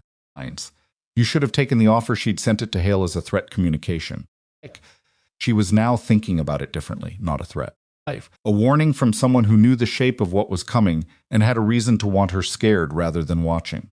She pulled up the unknown Augusta number and called it back. It rang 4 times, then a voice, young female, slightly unsteady, in the way of someone who has done something and is not entirely certain they should have done it. I didn't think you'd call back, the voice said. Who are you, Maya said. Pause. I work in the AG's office. Administrative. Another pause longer. I saw the press conference this morning about what happened to your dog. I've been sitting on something for 2 weeks, and I didn't know who to tell, and then she stopped. He came into our office the night Garrett Voss made that call to Augusta. I recognized him. He'd been here before, but not officially. Who Maya said the name the young woman gave was the same name that was in the photograph. Safe, said.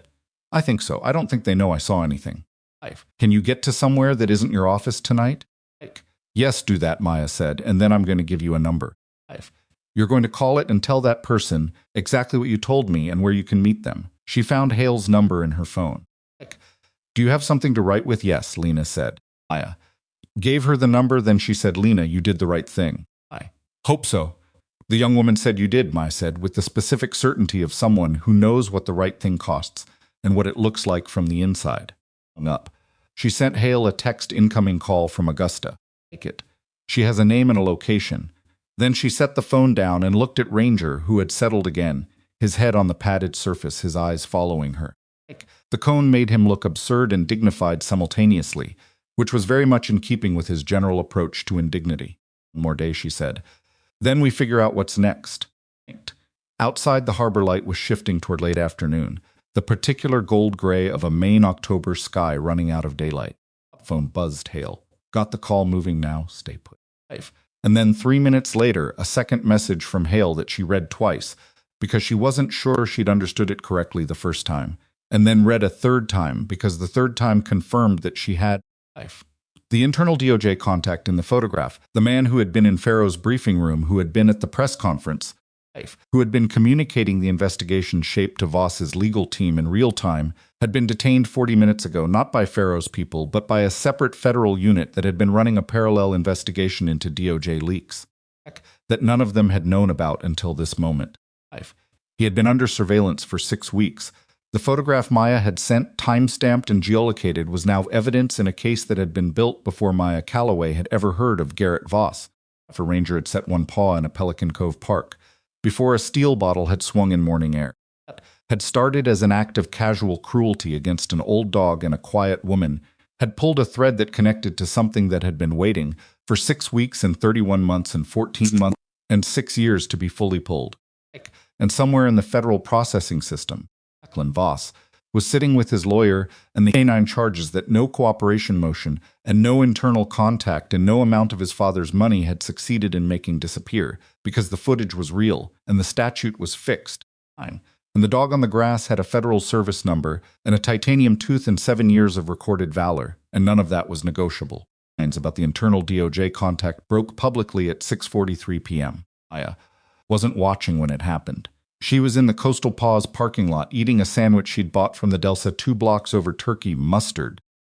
The kind of functional meal that existed to prevent the body from staging a protest, when her phone started receiving alerts in the rapid sequential way that meant something had crossed from contained situation into public record. She read 3 headlines and put the phone face down the passenger seat and finished the sandwich because she was very hungry and the headlines would still be accurate in 4 minutes. The headline said, in varying configurations of the same facts, was this: a Department of Justice internal oversight official had been detained in connection with an ongoing federal investigation into corruption and obstruction in coastal Maine. The name was there. The title was there. The photograph that some outlet had sourced from a government directory was there. The story referenced Garrett Voss and Pelican and the broader investigation without yet having the full architecture that would come later, in the longer pieces, when reporters had time to build the connective tissue. For now it was the sudden public presence of something that had been invisible an hour ago. She read one full article, then put the phone away again. The thing about public revelations was that they felt like endings, when they were actually more like the moment a photograph finishes developing. The image had existed for a long time before it became visible. The internal contact had been under surveillance for 6 weeks. The corruption network had been running for years. The truth of it hadn't changed in the last hour. What had changed was who could see it. She drove back to her apartment at 7:15. She made tea instead of coffee because her system had absorbed enough caffeine in the last 36 to last a reasonable person several weeks, and she sat at the kitchen table and looked at the harbor until it was dark. Lobster boats were coming in. The buoy bell ran its loop in the channel. On the water went from gray silver to black silver, and the distinction stopped mattering. She slept better than she'd expected to, 8 hours almost unbroken, which her body apparently required regardless of what her mind had opinions about. The next morning she went to the station at 8 a.m. as Farrow had requested. The conference room had been reorganized, the whiteboards updated, new lines and nodes added to the visual grammar of the investigation. The geography of connection made visible. Farrow was there. Hale was there. The DOJ attorneys. And Ashby in her corner chair. Farrow went through the current status with the systematic efficiency of someone who runs these meetings the same way regardless of what has happened in the preceding 18 hours. Voss was in federal detention. Bail denied on the grounds of flight risk. The asset portfolio made it compelling. The judge had agreed. Chief Pruitt had been formally charged that morning. 6 counts, including conspiracy and abuse of authority, with cooperation credit that his lawyer had spent all of the previous night negotiating. The internal DOJ's name was Philip Scardino. 15 years in the department, a record that had looked impeccable until it had looked catastrophic, had been processed overnight and was now in federal custody. His own case separate from the Voss network, but intersecting with it in ways that 2 different investigative teams were currently mapping. Dr. Patrick Renner had entered a cooperation agreement at 9 p.m. the previous night. His attorney had moved fast once the shape became clear. The distribution network he could identify was apparently significant enough that the DOJ attorneys had been willing to spend several hours negotiating rather than simply proceeding. The cooperation agreement reduced his exposure without eliminating it. He would still face charges. He would lose his medical license. The career he had built over 23 years at Crestline Medical Center was over in every practical sense. Aya had expected to feel more about that last part. She felt something, a specific kind of sad that had no drama in it, the sad of waste rather than loss, and then she set it aside because there was nothing useful to do with it. Boss Farrow said, and her voice changed slightly in the way that meant she was about to say something she'd prepared carefully. Operation motion, filed by his attorney, has been formally denied. Aya looked at her. The Canine Protection Statute doesn't bend to cooperation agreements in the way his attorney argued, Farrow said. Charges stand as filed. He will be prosecuted on the federal canine assault charges without reduction. A pause. His sentencing exposure remains what it was when Hale filed the charge. Thank you, Maya said. Don't thank me, Farrow said, without unkindness. Didn't need persuasion. It just needed to be applied. Hale looked at Maya across the table. He had the expression of a man who had spent 14 months building something and then watched it get absorbed and complicated and partially dismantled by jurisdiction and internal interference, and had still in the end gotten most of what he'd come for. It wasn't a satisfied expression. It was something more durable than satisfaction. Transport to Portsmouth Naval is confirmed for 10 a.m., he said. Commander Ashby's arranged the facility, I know, Maya said. I'll be there. The meeting ended at 9:20. Ashby walked her to the parking lot, the 2 of them moving in the comfortable silence of people who have been through enough together. That silence is just another register of the same ongoing conversation. The hospital knows, Ashby said when they reached Maya's car. Crestline's administration was briefed last night. They'll be dealing with the Renner situation for months staffing, patient record review, liability. It's going to be a significant disruption, I know, Maya said. Your position is secure for what that's worth. HR has been specifically informed that you flagged the discrepancy and that the failure to act on it was not yours. Maya opened her car door and stood with her hand on it. Morning air was cold, clear, the particular clarity of coastal October, when the summer haze has finally burned off and the light goes all the way to the horizon without anything softening it. I'm not sure I'm going back.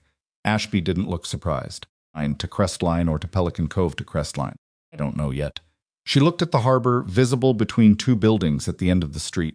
I spent 3 years building something quiet here. I thought quiet was what I needed. Wasn't it maybe? She said. Or maybe I just needed to stop running from the version of myself that wasn't quiet. Ashby was quiet for a moment. The two aren't mutually exclusive, she said finally. You can be both things. Most people are both things. No, Maya said. I just forgot that for a while. She drove to Coastal Paw's ranger was ready.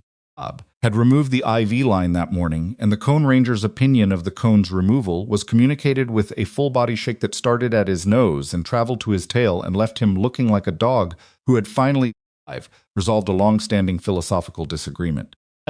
His coordination was good, his pupils were equal and reactive, his appetite had returned with the focused intensity of an animal who'd been held to a restricted diet and was prepared to address this injustice immediately. The naval transport vehicle was a modified veterinary transport van from the Portsmouth facility, clean, temperature-controlled, by a vet tech named Carrie, who had worked with military canines for 8 years and who greeted Ranger with the specific combination of professional assessment and genuine warmth that working dogs respond to as a credibility signal. Ranger assessed her for approximately 15 seconds and then permitted her to examine his incision site, which was the canine equivalent of a formal endorsement. He's in good shape for what he went through, Carrie said to Maya. We'll run a full neurological workup at Portsmouth, but from what I'm seeing, this is a dog that heals well. Always has, Maya said. She rode in the transport. Ashby had arranged this without being asked, which was an Ashby thing, anticipating the thing someone needed before they'd identified that they needed it. The drive to Portsmouth was 2 hours and 20 minutes along the coastal route, through towns that got smaller and then larger again, past salt marshes and lobster pounds, and the occasional ferry terminal, Atlantic. A constant presence to the east, gray and enormous and unconcerned with the specific dimensions of anyone's difficult week. Slept for most of it with his head on Maya's leg. She kept one hand on him and watched the coast go by. She was thinking about the photograph on her windowsill herself at 26, both of them covered in dust, both of them grinning in the desert light. She'd spent 3 years treating that photograph as evidence of a past she was done with. She was reconsidering the interpretation.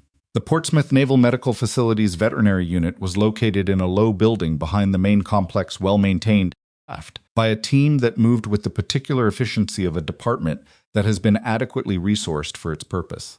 The lead veterinarian was a Navy officer named Commander Tessa Birch, 40 brisk with a handshake that communicated exactly how much authority she carried, and no interest in performing more or less than that amount. She reviewed Ranger's records from Coastal Paws, examined him with thorough, methodical hands, and gave Maya her assessment in the direct way of someone who'd learned that people in Maya's position needed accuracy, not comfort. The concussive event was significant, but the recovery trajectory is excellent, Birch said. Fine. So we'll be conservative with the return to activity timeline, 6 weeks of restricted exertion, monitoring, then reassessment. No permanent neurological deficits that I can identify at this stage. She looked at Maya. He's always been a strong dog, Maya said. There's paperwork, Birch said, for the formal record of injury connected to the federal charges. Document everything here. Timeline, mechanism, assessment findings, prognosis. That becomes part of the evidentiary record. Good, Maya said. Birch paused. I read his service file when they sent it over last night. She didn't say it as a prelude to something. She said it the way people say things they want on record, even if no one responds to it. 4 deployments. The citation from his 3rd tour. She looked at Ranger, who was sitting beside Maya with the alert composure of a dog in a professional environment, who knows how to conduct himself in professional environments. This Maya looked at him. Yeah, she said. The paperwork took an hour.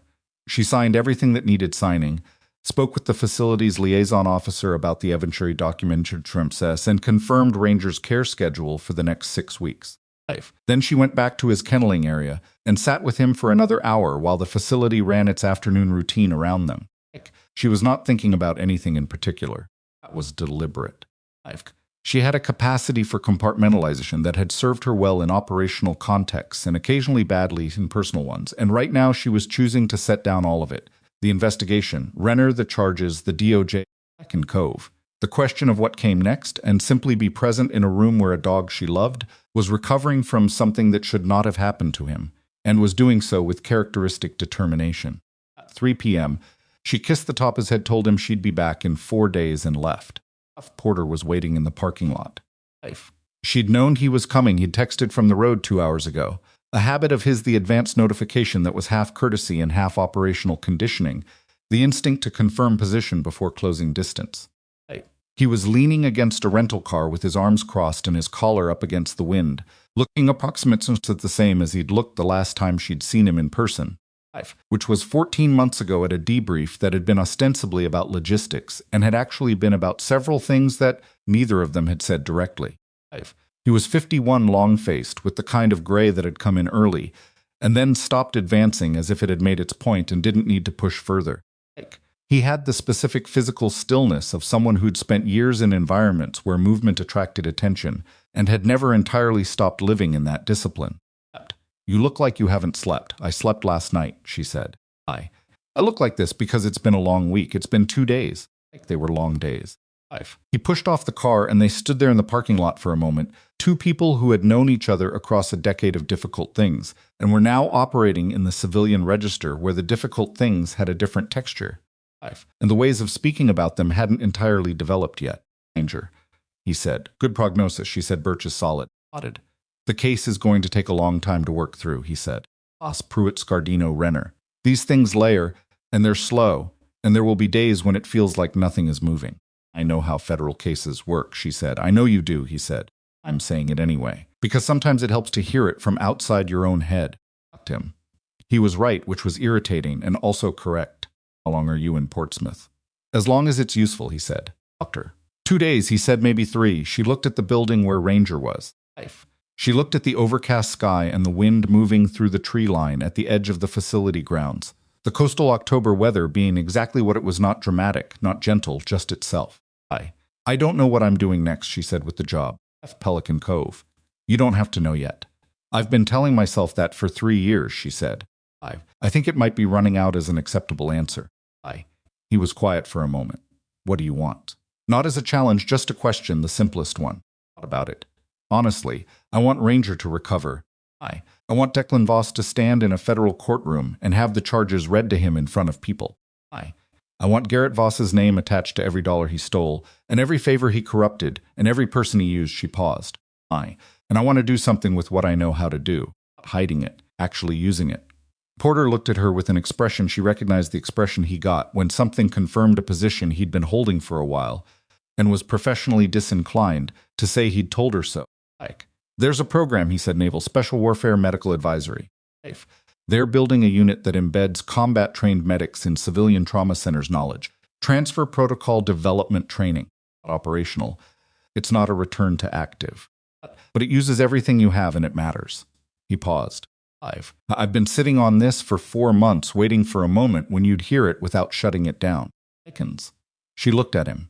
"You were always going to get here," he said, without any performance of certainty, just the straightforward statement of someone who had watched a process from close enough to know its direction. "You just needed something to make you stop pretending the old version of yourself was someone else." She was quiet for a long moment. "Send me the information," she said. Nodded.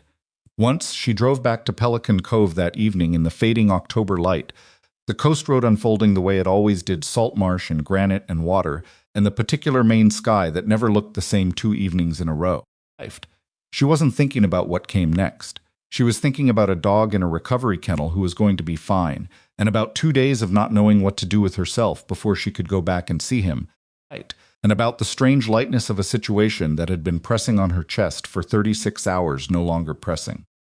The charges against Declan Voss moved through the federal system with the deliberate speed of cases that are well documented and not ambiguous.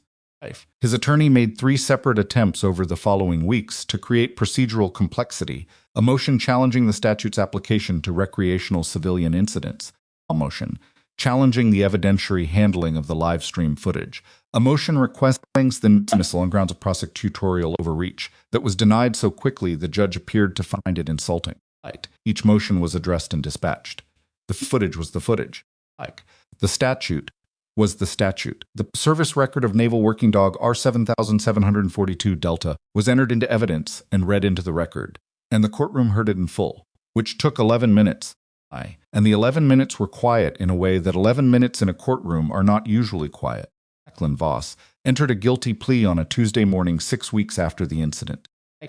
His attorney had determined, apparently, that the trial would not improve his position and would extend the period of uncertainty and public exposure beyond what the family's remaining resources could manage. The Voss family assets were substantially frozen, pending the resolution of Garrett's federal charges, which had made a number of things more difficult. The plea was to the federal canine assault charge as filed without reduction. The sentencing was set for 8 weeks later. Maya was not in the courtroom for the plea. She was at the Portsmouth Naval Facility with Ranger, who was at week 5 of his recovery and who had graduated from restricted exertion to supervised walks of increasing duration. She was conducting with the methodical enthusiasm of a dog who has decided that recovery is a project to be executed properly rather than endured. She learned about the plea from Hale, who texted 2 words he pleaded. She texted back, "Good, that was the whole exchange, and it was exactly the right amount." She was at the Portsmouth facility most days that month. The drive had become a rhythm: up at 6 on the road by 7 at Birch's unit by 9:30. She'd started talking to Birch the way you talk to people you see every day, when the daily context is a shared one, incrementally in the gaps between clinical conversations, the small accretion of a professional relationship becoming something more textured. Birch had questions about trash in non-clinical environments. Aya had questions about neurological recovery timelines. They answered each other's questions and occasionally ate lunch in the facility cafeteria and didn't make more of it than it was, which was fine. Offer sent the program information on a Tuesday. She read it twice that night at the kitchen table in her Pelican Cove apartment, the harbor dark and quiet outside. Then she set it down and made tea and sat with it for 2 hours without reading it again, letting her mind move around it rather than at it. When she went to bed, she'd made a decision that she confirmed in the morning and emailed the program contact before she left for Portsmouth. She heard back in 4 days. The response was warm, specific, and outlined a timeline that would have her starting in January, split between a Boss Trauma Center and 2 naval installations in New England. It was not operational. It was not the desert and the radio and the weight of a rifle. It was something else: the knowledge she carried applied forward instead of compressed inward, given to the next version of the people who would need it. She replied. In Garrett Voss's trial was 8 months away and would take 3 weeks when it arrived. Federal corruption cases at that scale moved through the system slowly but thoroughly. And by the time it reached a courtroom, there would be documentation so complete and a prosecution case so architecturally sound that the outcome was, in the estimation of every legal observer who reviewed the filings, not seriously in question. His attorneys were good, and they fought intelligently on sentencing exposure and on the specific framing of 2 of the 7 charges, but the core of it, the payments, the arrangements, the 6 years of documented corruption, was not movable. When it came, was on 6 of the 7 counts. The 7th was not exoneration. It was a technicality related to the timeline of 1 transaction, and even Garrett Voss's attorneys knew better than to frame it as a win. He was sentenced to 11 years. His statement before sentencing was 4 sentences, the last of which was an expression of responsibility so carefully worded as to be almost meaningless. But the judge's statement before pronouncing sentence was 7 minutes long and contained specifics, names, dollar amounts, the names of institutions corrupted and people harmed, that were reported in full in the Maine papers and in summary in the national ones. Jacqueline Voss was sentenced 2 weeks before his father. He stood in the federal courtroom in a suit that fit him the way suits fit people who have recently lost weight under dress, and he listened to the judge read the sentencing determination, and he did not perform anything. He was 29 months older than the day he'd picked up a steel bottle in a park, and something about him carried those months visibly.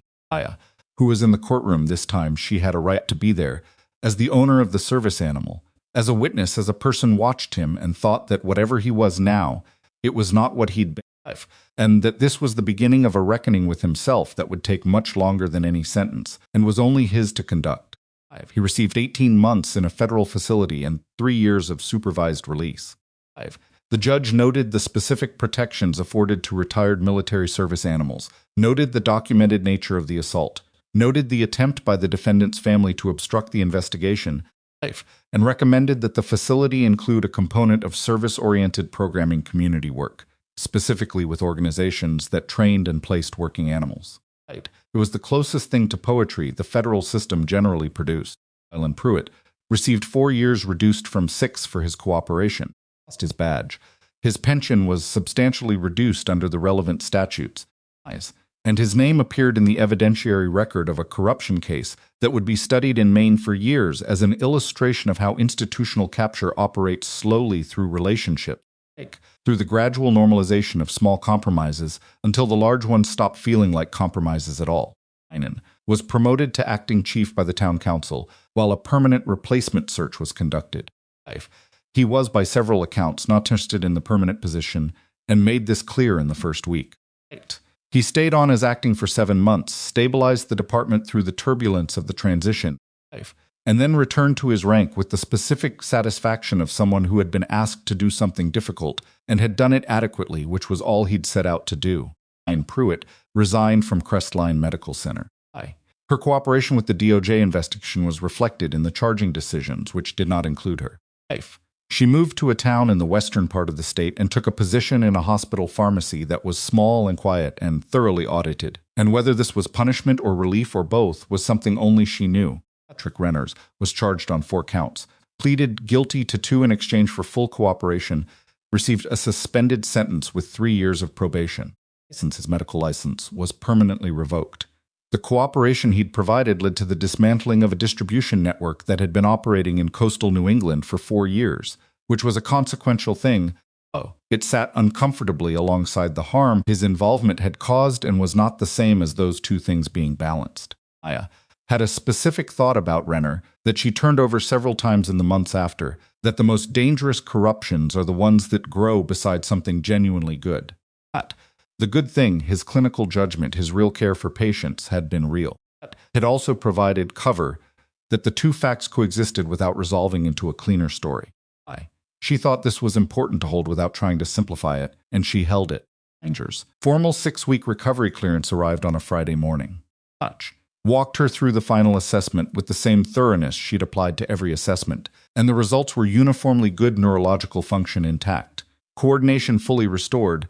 The hematoma site resolved to a small area of new-growth fur that was, if anything, slightly lighter than the surrounding coat, like a marker.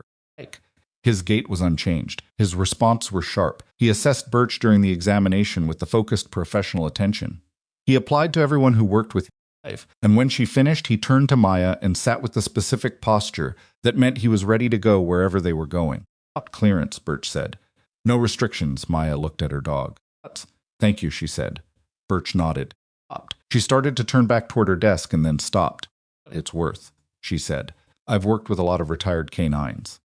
The behavioral indicators in a dog tell you a lot about the handler they've worked with, the relationship. She paused, and for a moment the professional efficiency dropped far enough to let something genuine through. He's a good dog because somebody took very good care of him. Maya looked away for a second toward the window and the facility grounds beyond it, the November light thin and clean across the grass. She was not going to get emotional in a veterinary recovery room, which she was also not quite managing. He took good care of me too, she said. She drove home along the coast road with Ranger in the passenger seat, his head on the door panel the way it always was, one eye tracking the water through the window. Harbor came into view as she turned into Pelican Cove, the boats, the waterfront, the lighthouse, on the point that showed up on every tourism brochure. The town that had decided she was easy to overlook. The town where she'd spent 3 years building a careful, contained life and had thought she was at peace with its edges. She pulled up to the harborside parking and stopped the car. She sat for a moment. She thought about the morning. Everything had started, the park, the wet grass, the sound she was always going to hear. She thought about what it had cost and what it had revealed and what it had forced into the open that had needed to be opened. She thought about the specific version of herself. She'd been trying to maintain the quiet nurse, the woman with the old dog, invisible, harmless, is easy to dismiss. And the way she'd constructed that version with the deliberate care of someone building a wall they intend to live inside. She thought about Declan Voss's face in the park when he'd looked at her and said nurse. The way the word had been a category rather than a recognition. The specific confidence of someone who sees a surface and stops there, who never develops the habit of asking what might be underneath it, because nothing in his experience has ever required him to. She thought about the fact that she had spent 9 years becoming someone that the world could not accurately see at a glance, and then had spent 3 more years trying to make that true in a different direction, not by training, but by erasure. Becoming someone who couldn't be seen because there was less to see. If it hadn't worked, it never really works. The things you've lived don't disappear because you stop talking about them. They just go quiet and wait for a situation that requires them to speak. Ranger turned his head from the window and looked at her. He had the expression he always had when she was thinking something she hadn't said out loud, the specific attention of a dog that has spent years reading a person and knows that sometimes being read is what that person needs. She reached over and scratched behind his ear carefully on the side. That wasn't the healing site. Okay, she said, let's go. They walked the harbor path. It was cold November now, the tourists gone. The waterfront returned to the people who actually lived there. Iron was on the path with Biscuit, who was moving with the serene self-possession of a basset hound that has never once worried about anything and intends to maintain this approach indefinitely. On lifted a hand when he saw her. She lifted one back. They didn't need to say anything. He'd given a statement to NCIS investigators and another to the DOJ team, and he'd shown up to the Pelican Cove Town meeting 2 months ago and said his piece about what he'd witnessed that morning in specific and unambiguous terms. And none of that required acknowledgement now. Ranger walked beside her. His pace was even, his stride good, a hesitation, no favoring. A titanium tooth, the healed fractures, the scar along his left flank, and now a small patch of lighter fur above his left ear, the physical record of a life that had been put to use, had carried weight and taken damage and recovered and continued. He moved through the cold harbor morning like what he was, a dog that had done his work and was still here. She was still here too. That was the thing she'd been unable to see clearly for 3 years from inside the quiet life she'd built so carefully that survival is not the same as disappearance. Choosing not to be seen is not the same as being safe. That the strength she'd spent a decade building was not something she could leave behind by moving to a town that didn't know about it, any more than you could leave behind the shape of your own hands by deciding not to look at them. She was a Navy SEAL combat met. She was a nurse. She was the woman who had carried a 64-pound dog off a wet park lawn without breaking stride and made one phone call and waited 4 hours in a room with a bad cup of coffee and never once raised her voice. She was all of these things simultaneously, and the version she'd tried to pare down to was not more peaceful. It was just thinner, missing weight it couldn't afford to lose. The program in Boston would start in January.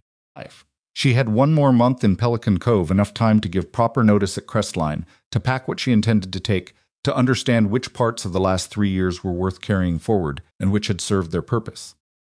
She was thinking about what Porter had said, the two aren't mutually exclusive. You can be both things, she thought. He was right. She thought she'd spent a long time believing that the quiet and the capable were contradictory, that choosing one meant surrendering the other, that the woman she'd been in a war zone and the woman she was trying to be in a Maine harbor town were incompatible and one of them had to go. She understood now that this was wrong in a way that had cost her. The strength didn't make the peace impossible. The peace didn't make the strength irrelevant.